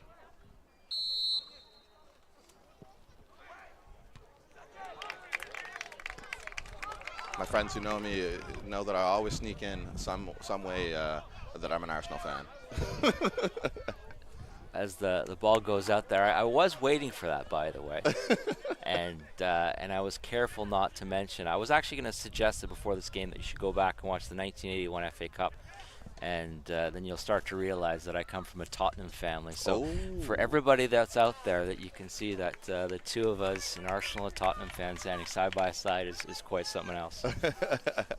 Yeah, and we're both sitting first and second in the table, so not many would have predicted that at the beginning of the season. Yeah, there you go. So. But I gotta give you credit. I have a lot of respect for Ange. He's the manager. It's really hard to hate. You know, the way he speaks, the way he carries himself, the football that you guys are playing right now. It's a lot of credit to him. Yeah, no, a tremendous coach at Australia football. As it'll get another chance here for Western to get a ball into the box. Enrico Rodriguez with a couple substitutes in there. So Joe Iatru, who checked in for Jack Ellis, is very good in the air, much like Jack Ellis, who he took out, but probably a bit more clinical finisher as well on the ground. So lots of firepower in that box for Western as they look to tie this match in the 78th minute.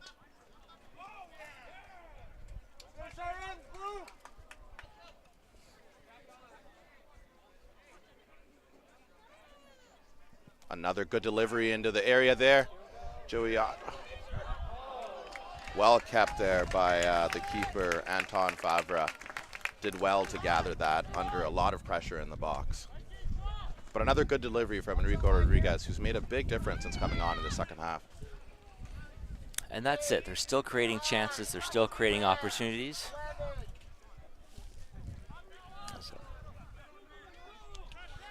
Good pressure from Joey Atru.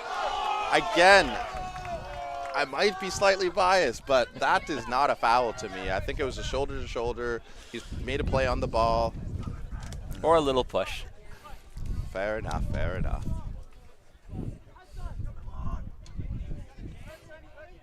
But good pressure from Western. They're not giving up as we enter the last 15 minutes of the match here. That midfield battle has been a crucial one. Good ball into the box. And a big save from Ben Ur. And then cleared by Michael Trim. That is save number 7 from Ben Ur. And a good shot from Ricky Comba. Well gathered again from Ben Ur. He's been one of the players of this tournament, keeping his team in it in every single match. As we said, they've only conceded 2 goals this entire tournament, and you're seeing the value of Ben Ur and his experience there. Mikhail Parker-Christmas, who's fouled on his back. by number 6, Brady Kirkovich, excuse me. Which gives Western a chance to swing the ball into the box. Michael Trim. On the replay on that play, that was just a chance there in from number 23, Ricky Comba. And a great save by Ben and then the clearance from the right back, Mike Trim, just in the right place at the right time.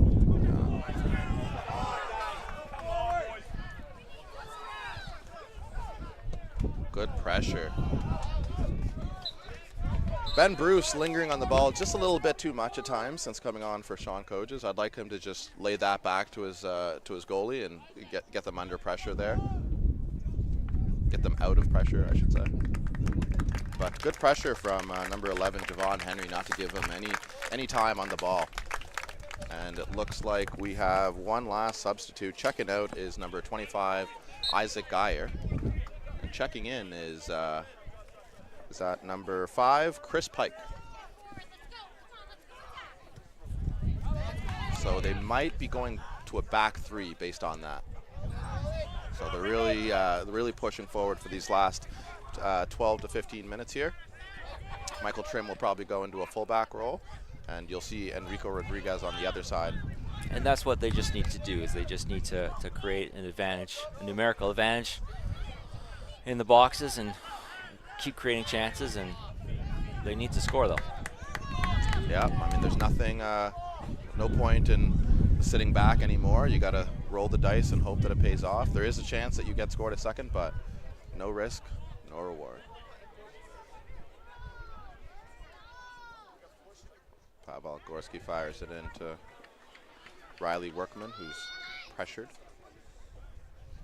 but wins the throw for Pavel Gorski, who has that long throw. I've got to move forward and try again.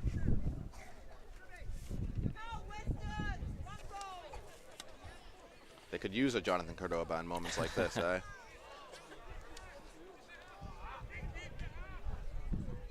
Or even Pedro, who's also out with 3 yellows, unfortunately.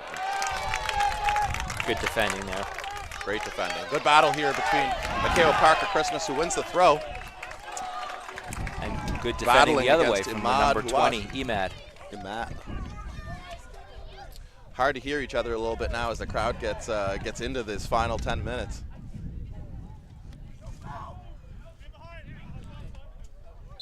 Ball just out of bounds there.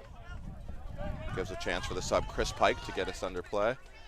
Finds Joe Yatru, who tries to shield it, but well defended. Spencer Buck wins it, but also turns it over, and the ref awards a free kick. And that's the second time that we've seen a West Ottawa player kick the ball after the whistle, and this time there is a card pulled out by the ref after the warning in the initial time. Just a card to number 4, Sand there, wasn't it?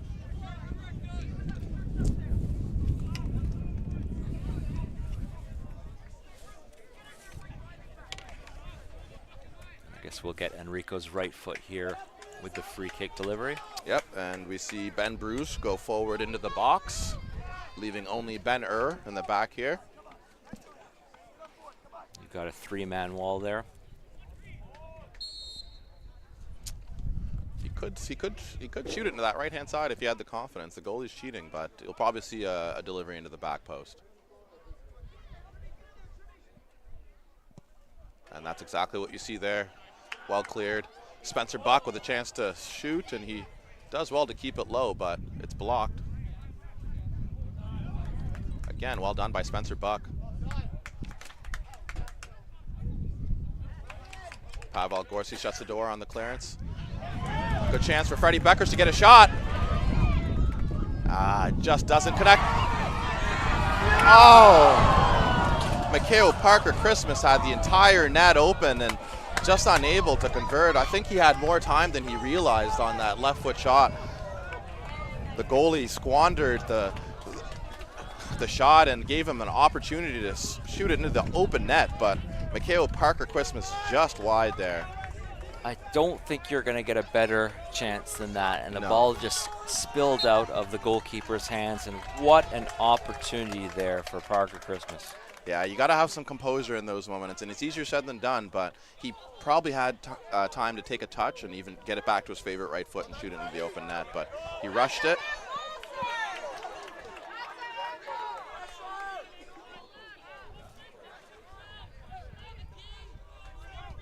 But I'd like to see more of that, you know, just getting some shots on target, get some people in there trying to chase the rebounds, because you have nothing left at this point, you know, less than 5 minutes in regular time. Ottawa's very comfortable right now in their lead.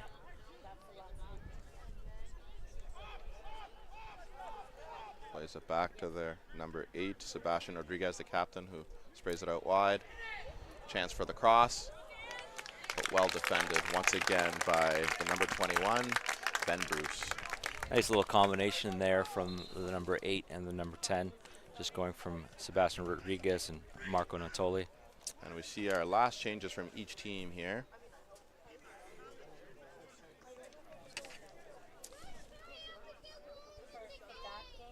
So for West Ottawa, it looks like number 15, Aiden Harris, is checking out. The board, I think, just had the wrong numbers up there. Did they have? Yeah, one of the two. No, it was him for sure. Aiden Harris, I see him walking off the sideline. Yep. And however, 17. there's no 22. It's number 17 that came in. 17. Okay, thanks for the correction there. Malik Belja checking in. And he had a trio of goals early in the tournament, so. And the ball's into the box, shielded by Javon Henry before there's a foul, which allows Western to get up the pitch again as they get their substitute in.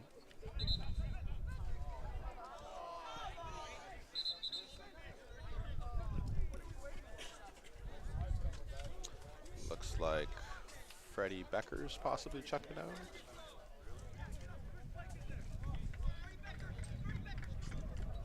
Yeah, we'll have a couple of changes also from Western Halifax. Bit of confusion means that Western isn't able to get their substitute in. Not yet, so they'll need to give the fourth official a moment to set things up and get things ready. And now I think we'll get our Western substitute. And Michael Trim being sacrificed for an attacker. So they're still sticking up three in the back. I think Ben Thompson coming back in. According to the board, number 14. It's Benjamin Thompson checking back into the match. Played forward in the first half, was substituted at halftime and checking back in for this final push in his last 5 or so minutes here as Western look to equalize. Currently trailing 1-0 to West Ottawa Warriors off a goal from the number 9, Zach El-Shafai.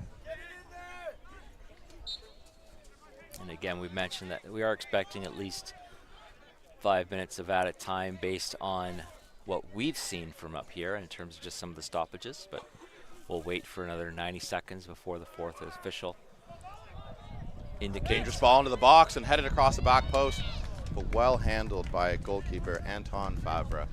And these two teams have done well to make it to the final.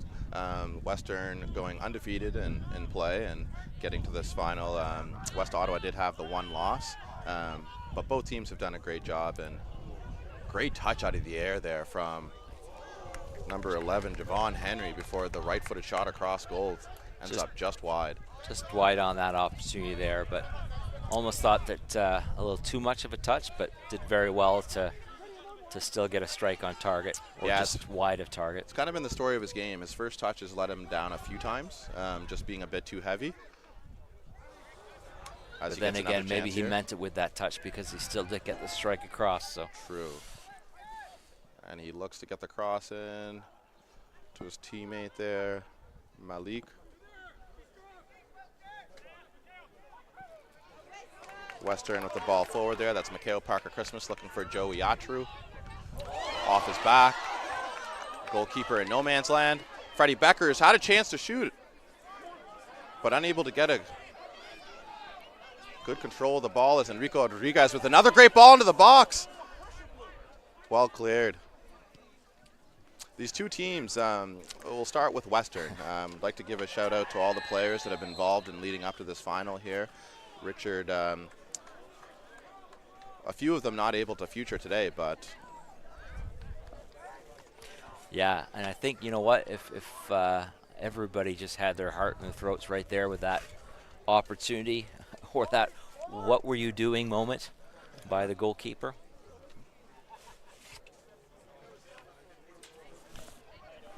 so from the Western team here, outside of the players, the 11 players that are on the pitch right now, as we mentioned, there are a couple guys who didn't get to future, like Suleiman El Marani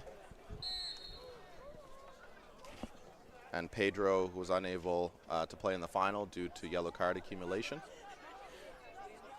So there's going to be another sub there. Maybe just take a moment. We'll, again, on behalf of Canada Soccer, a big thank you to the LOC this week, to everybody at Soccer Nova Scotia, to all the volunteers, the ball kids, the different clubs at the provincial level, you know, the fans that have come out here, some of the friendly faces that we've seen from the LOC, Mr. Dennis Huck, a big thank you to you, as well as Lindsay McCaskill and all the staff that have been tremendous here at Mainland Commons.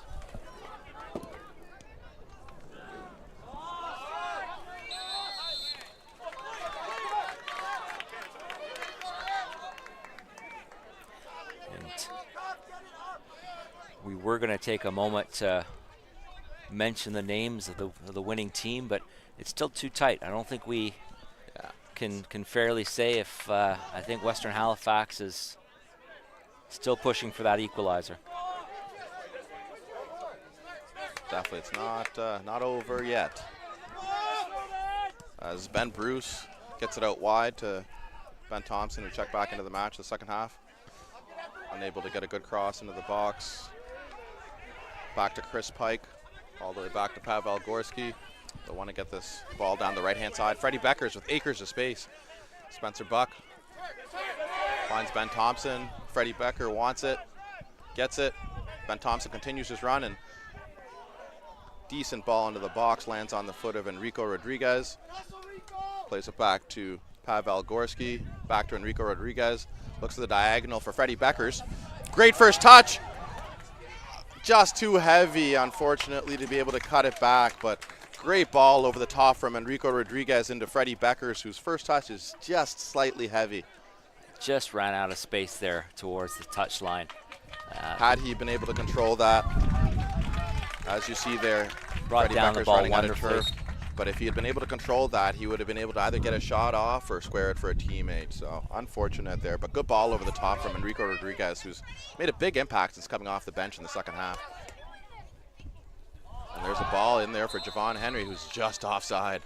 And Western will want to get the ball quickly down to the other side, as we're pretty much into the last minute, I would imagine here. Chris Pike hits the ball forward. Ben Thompson looks for the flick on. Well done by Ben Bruce. Spencer Buck. Hassan Mahassar carries it forward. Looking for Javon Henry. Pavel Gorski. Back to Wes Hawley, who's checked into the match. Pavel Gorski tries to play it down the line, but unable to keep it in play. We're entering the final moments of this game as Western are really looking for that equalizer. Good chance for Freddie Beckers a second ago. Jack Ellis had a great shot denied by the keeper off of a scramble. Western throwing the kitchen sink at West Ottawa here, trying to get that equalizer. I know that Western Halifax man of the match is going to be Benjamin Ur. Win or loss, I think he set the tone with some of the saves he made in the first 15 minutes of this game. Definitely. Only conceding 2 goals in 6 games is very impressive in a tournament with such quality across these teams. Pavel Gorski with another long throw as Joey Atru heads it forward. Enrico Rodriguez with a very soft foul from the ref. I'd like to see him let the boys play in that moment there. It didn't seem like there was too much in it, but this will probably allow West Ottawa to just eat up the last bit of clock here, get the ball into the corner, and hold on. You could just see right there, that was number 8, Seba Rodriguez, just the big roar for his teammates.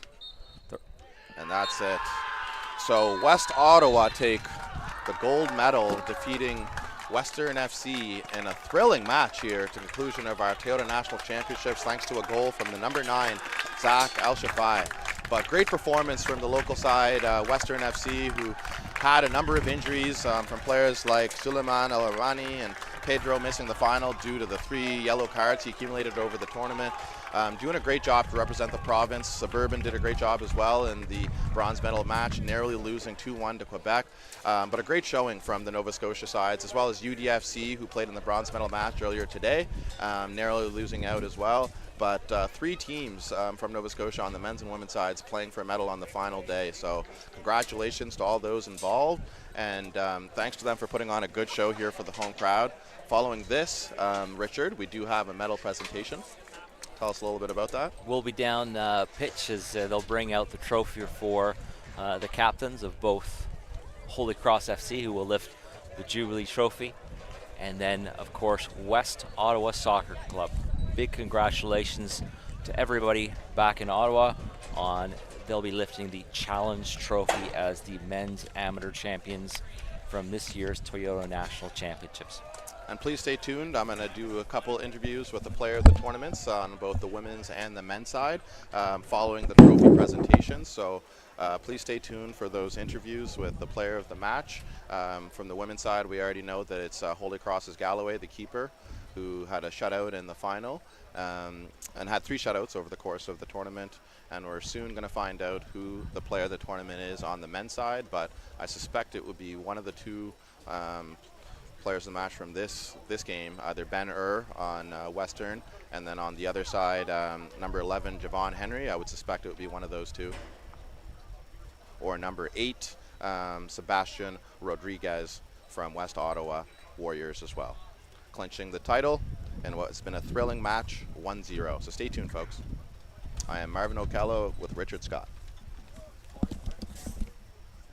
Pardon me?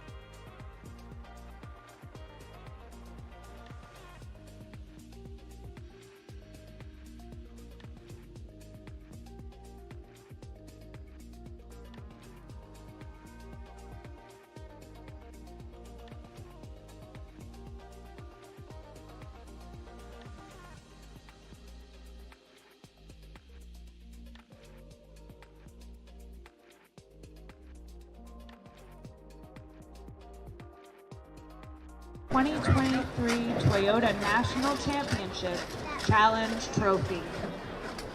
Le résultat final de ce match est West Ottawa FC 1 et Western Halifax FC 0. Félicitations à West Ottawa FC pour cette grande victoire au championnat national Toyota Trophy Challenge. This morning, the Jubilee Trophy final was played here at Mainland Common. The final score of that match was Holy Cross FC 2, Griffins CS Montréal Outremont 0. Congratulations to Holy Cross FC for capturing the 2023 Toyota National Championships Jubilee Trophy. Ce matin, la finale du trophée jubilé a été jouée ici à Mainland Common. Le pointage final du match était le suivant. Holy Cross FC 2, Griffons CS Montréal Outremont 0. Félicitations au Holy Cross FC pour avoir remporté le trophée jubilé des championnats nationaux Toyota 2023. Ladies and gentlemen, thank you for attending today's championship games, and to all of you who have supported the competition throughout the week. In just a few moments, we will begin the awards ceremonies. Thanks to our sponsors, Toyota, Tech, CIBC, Visa, Gatorade, Access Storage, GoGo Squeeze, and the Government of Canada. Congratulations to all the participants who have provided a feast of soccer during the competition. Thank you to Soccer Nova Scotia for hosting this event. Fans, please do not enter the field until after the awards presentations are over. Mesdames et messieurs, merci d'avoir assisté aujourd'hui à les deux finales et merci pour votre support tout au long de la compétition. Dans quelques instants, nous commencerons les cérémonies de remise de prix. Félicitations à tous les participants qui ont offert un excellent niveau de jeu durant le tournoi. Un grand merci à Soccer Nova Scotia d'avoir accueilli cet événement. Spectateurs, veuillez ne pas entrer sur le terrain avant la fin des remises de prix. We now invite all of the medalist teams from the Jubilee Trophy and the Challenge Trophy. Jubilee Trophy, Holy Cross FC, Griffins CS Montréal Outremont, and A. Edmonton Drillers SC. Challenge Trophy, Rapide Chaudière Ouest, Western Halifax FC, and a West Ottawa FC.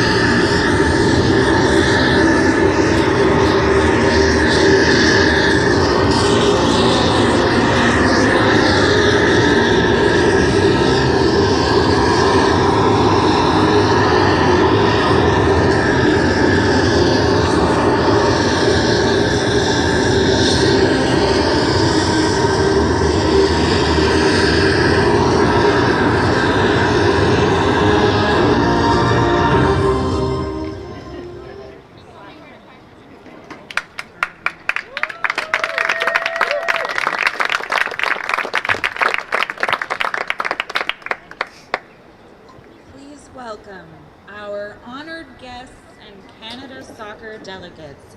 Veuillez accueillir nos invités d'honneur et les délégués de Canada Soccer. The Honorable L'Honorable Lena Metledge Diab, Member of Parliament, Halifax West, Deputy Halifax West. Canada Soccer, Chair of the Competitions Committee, Président du Comité des Compétitions de Canada Soccer, Judy Calloway.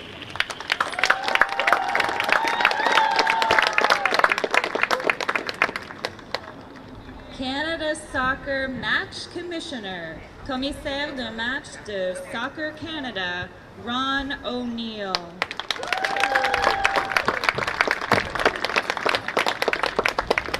Chair of the Local Organizing Committee, Président du Comité Organisateur, Dennis Huck.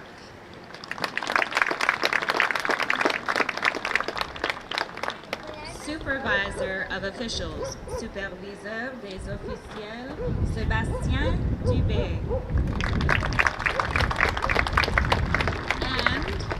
And Daniel Henry, Canada Soccer Men's National Team player, joueur d'équipe nationale masculine du Canada Soccer.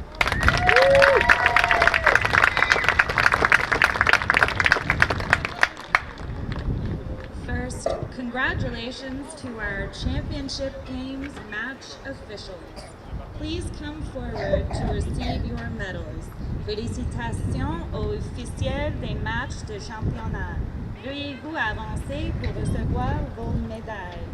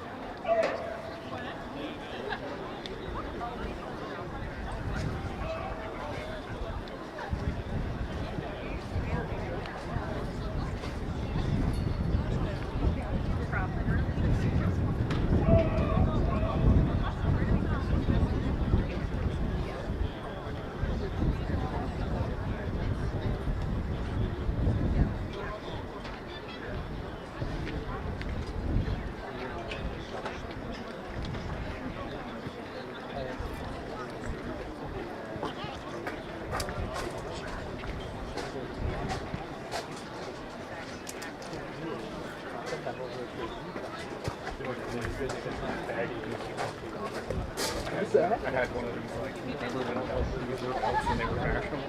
You know? Like, Genuinely, like I'm sorry. It's like a hot topic detox thing. With I remember this. I remember I had like this one. Like, I forget what the other one was. But yeah, I had it at one time. I was like kind of partying, sit down, like, okay, when I sat next to me. Why did you see it? I literally was doing something. It's technically 0 to 60.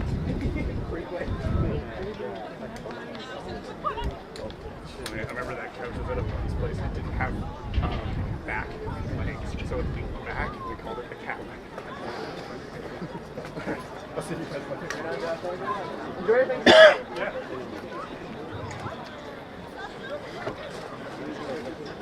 All right, how about a big round of applause for the officials?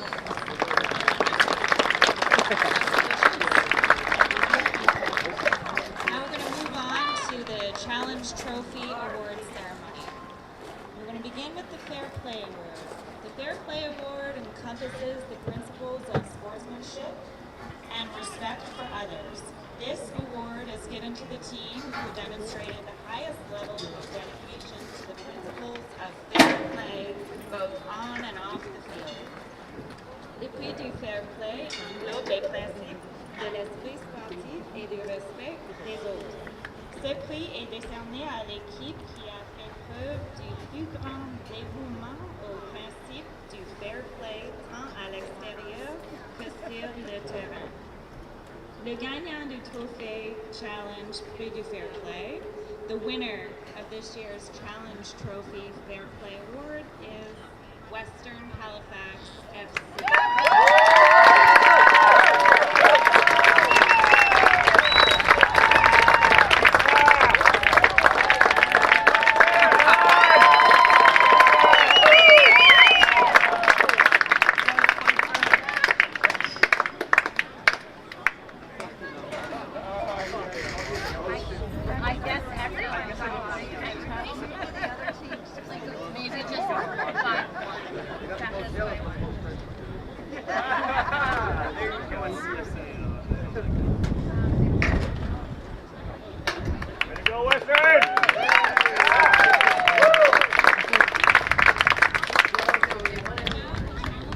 Trophy top goal scorer, le meilleur buteur de la Trophée Challenge.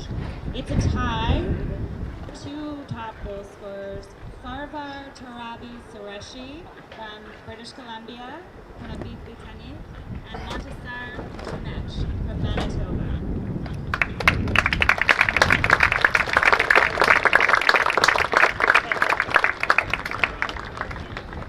They're not here, so I'll take their awards home and put them on my own mantle.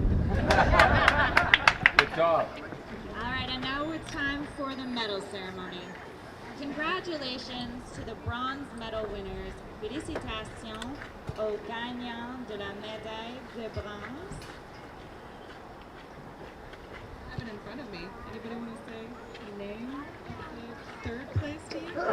Rapide. Yes, Rapide.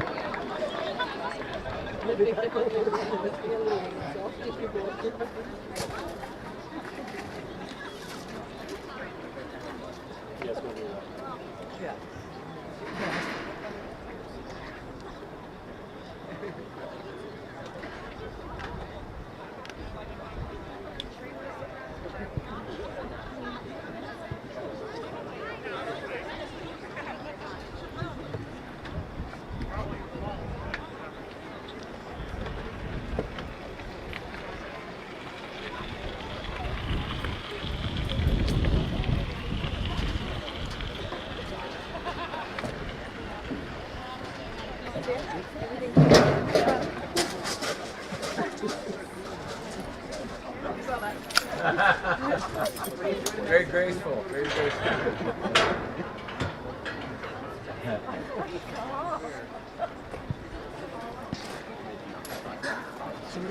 Maybe don't let him get so far away from you. Oh, are you sure? Yeah. Pardon? It's up to you. If you want help or if not, yeah, everything else from underneath is gone. Right on. Thanks, Mark. Yep. Yes. Yeah, till then.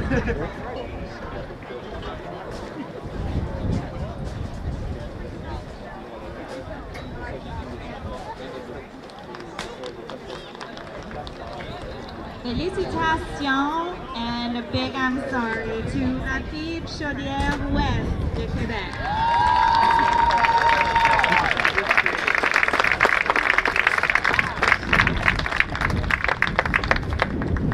And now, congratulations to the silver medal winners.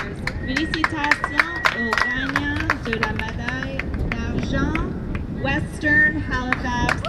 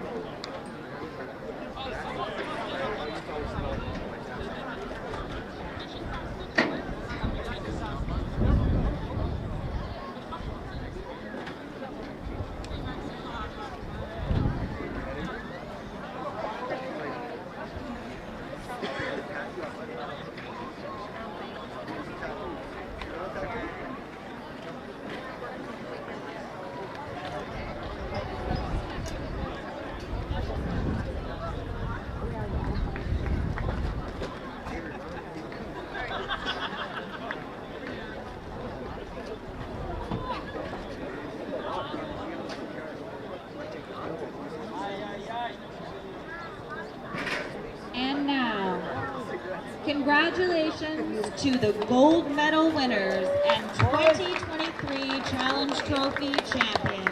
Félicitations aux gagnants de la médaille d'or, aux grands champions de la Trophée Challenge, West Ottawa Warriors.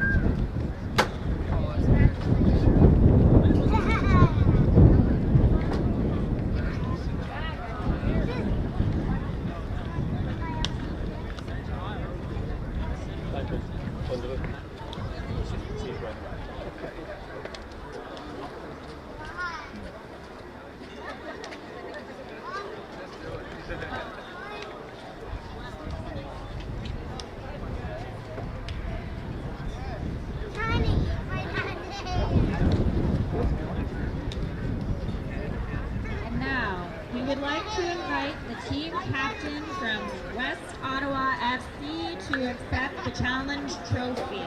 Nous invitons le capitaine de l'équipe champion West Ottawa Warriors FC à s'avancer pour recevoir la trophée challenge.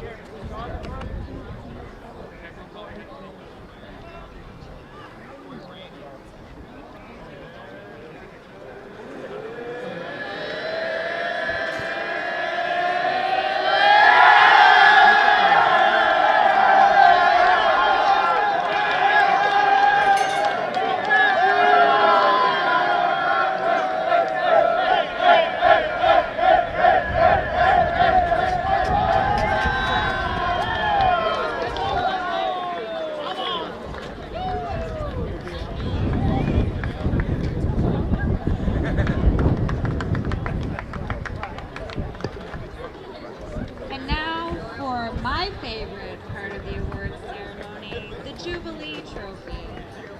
The Fair Play Award encompasses the principles of sportsmanship and respect for others. This award is given to the team who demonstrated the highest level of dedication to the principles of fair play, both on and off the field. The winner of this year's Jubilee Trophy Fair Play Award is, I do French, le prix du fair play englobe les principes de l'esprit sportif et du respect des autres. Ce prix est décerné à l'équipe qui a fait preuve du plus grand dévouement au principe du fair play tant à l'extérieur que sur le terrain. Le gagnant du trophée Jubilee Prix de Fair Play de cette année is Holy Cross FC.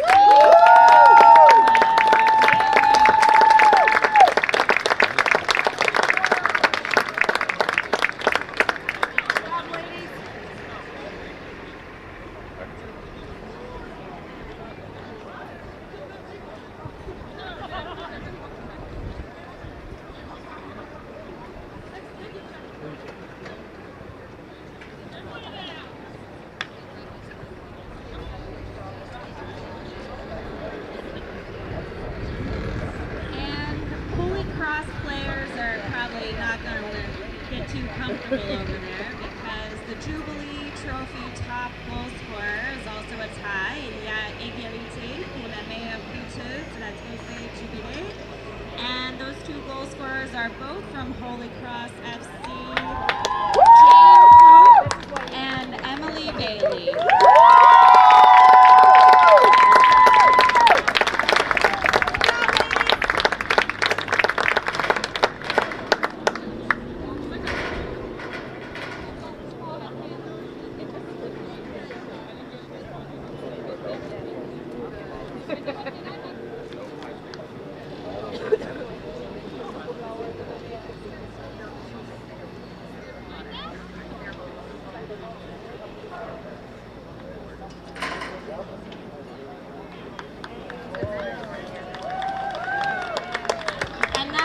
Congratulations to the bronze medal winners. Félicitations aux gagnants de la médaille de bronze, Edmonton Drillers, SC.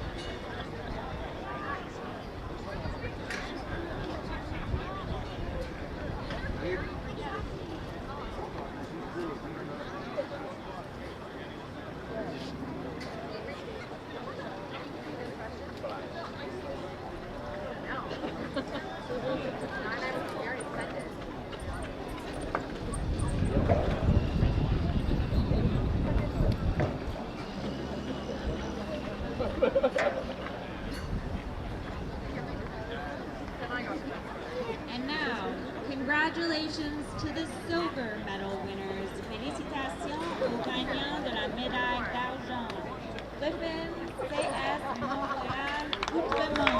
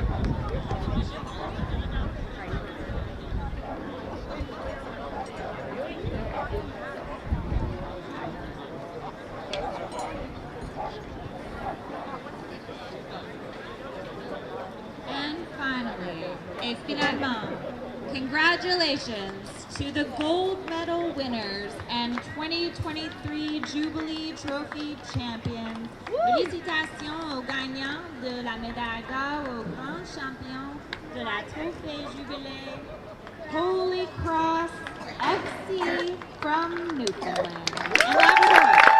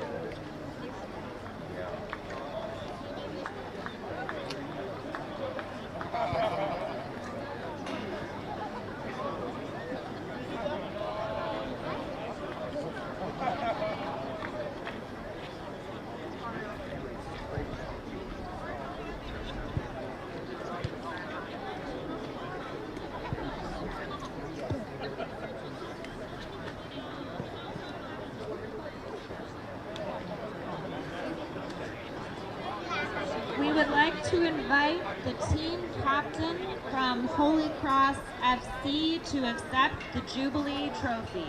Nous invitons la capitaine de l'équipe championne Holy Cross FC à s'avancer pour recevoir la Trophée Jubilee.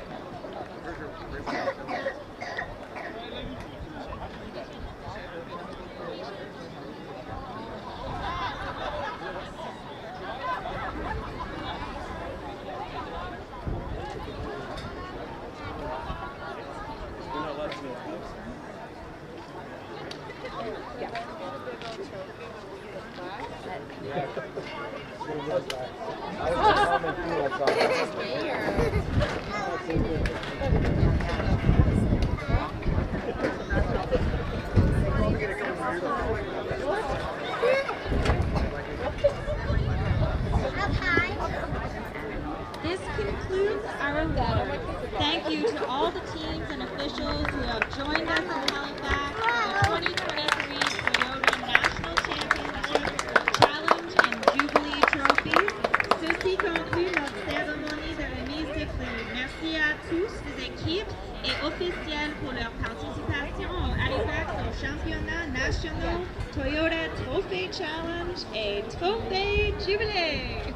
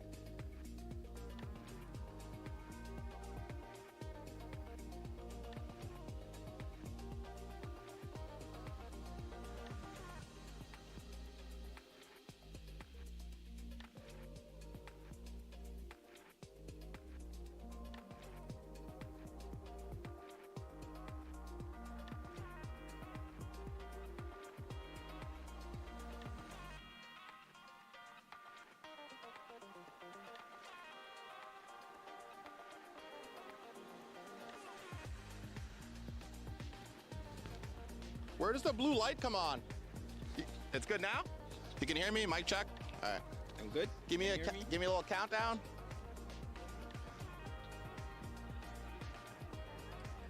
Hello, I'm Marvin O'Kello. The Halifax Wanderers is doing the commentating here with Richard, and I'm here with Toyota National Championships player of the tournament, Javon Henry. You had a great game today. You didn't get a goal, but you created a few chances for the team. What did you think of that final here today? The final it was competitive, the level, but we kept our heads in it in the game. We kept going. You know, it's going to be a tough team, so we just keep going.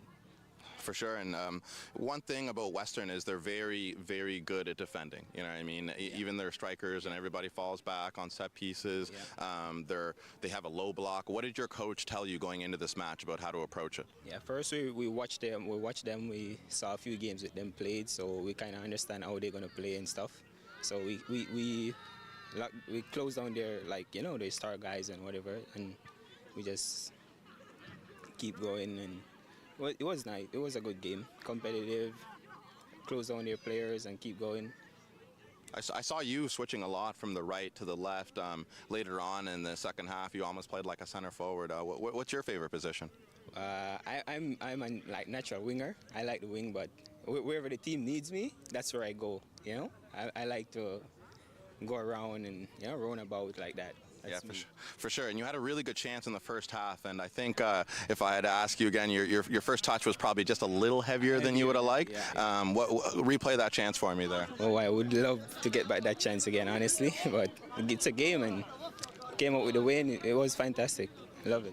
Awesome. And well played here at this National Championships, and congratulations on winning tournament MVP. Thank you. Have a good day. You too. Thanks, bro.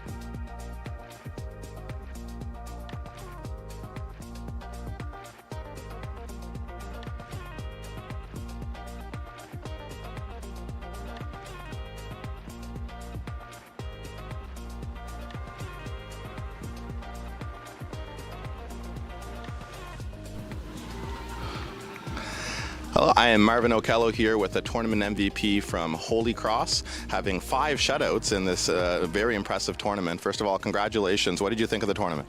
I thought it was incredible. We really wanted to come back and do and just repeat what we brought last year and just have an incredible performance all throughout. So I think we accomplished that definitely this year. Definitely. I played against the Holy Cross team last year at Nationals with my Dumbrack team, and they gave us a really hard match and narrowly lost out in the final. Is it the same coach for both teams? Yes, it is, yeah. And what do you have to say about him specifically as a coach? What do you credit to the success of both programs? What does he bring to the table? He's just incredible. The time he puts in and just the messages he brings. He wants us to play as a team. He doesn't want to worry about the other teams. He wants us to bring our game and just really motivates us. He really makes you want to play for him and do well for him. That's awesome. And on the way here, you told me you played through the provincial program, you played in the Canada game setup, and you're the starting goalie for your university as well. What are your ambitions in the future going forward? I just like to keep going. I'd like to have a long career, successful career. If any higher up, semi-pro, whatever comes my way, I'd like to take a crack at it, definitely. So obviously I work for the Halifax Wanderers as well, and having the CPL has been huge for the men's side of the game. As a female playing in the country, what do you want to happen in the future as well for just more opportunities for women? Yeah, I hope we can get something similar to what the men's have here. I think the women's game has improved immensely over the last few years, and I think we could definitely bring some good stuff to the table if we were to have that opportunity. Awesome. And what did you think of your opponents today? Obviously, they were the youngest team in the tournament, and they've only been together a very short period of time, almost the exact opposite of you guys, which have been together a long time. So what do you have to say about your opponent that you played today? I thought they were very technical. I thought they were really good on the ball. They did play well together. They didn't look like a new team. They definitely gave us a good run for our money, but they definitely gave a good performance today. Awesome. And you did a great job of being like a sweeper keeper. There's a couple times you were called out of your box, and you're saying that's something that's not unnatural for you. Where did you learn that from? No, I've had many keeper coaches over the years, even on MUN, want to stay on a high line, clearing out the back, sweeper keeper. It's definitely, in my opinion, a good style to have. Gets, your back line up, makes them confident in you, and, it's a good playing style in my opinion. 100%. No, you did a great job representing your team, your province, and congratulations on back-to-back titles. Hope to see you again next year. Thank you. Thank you.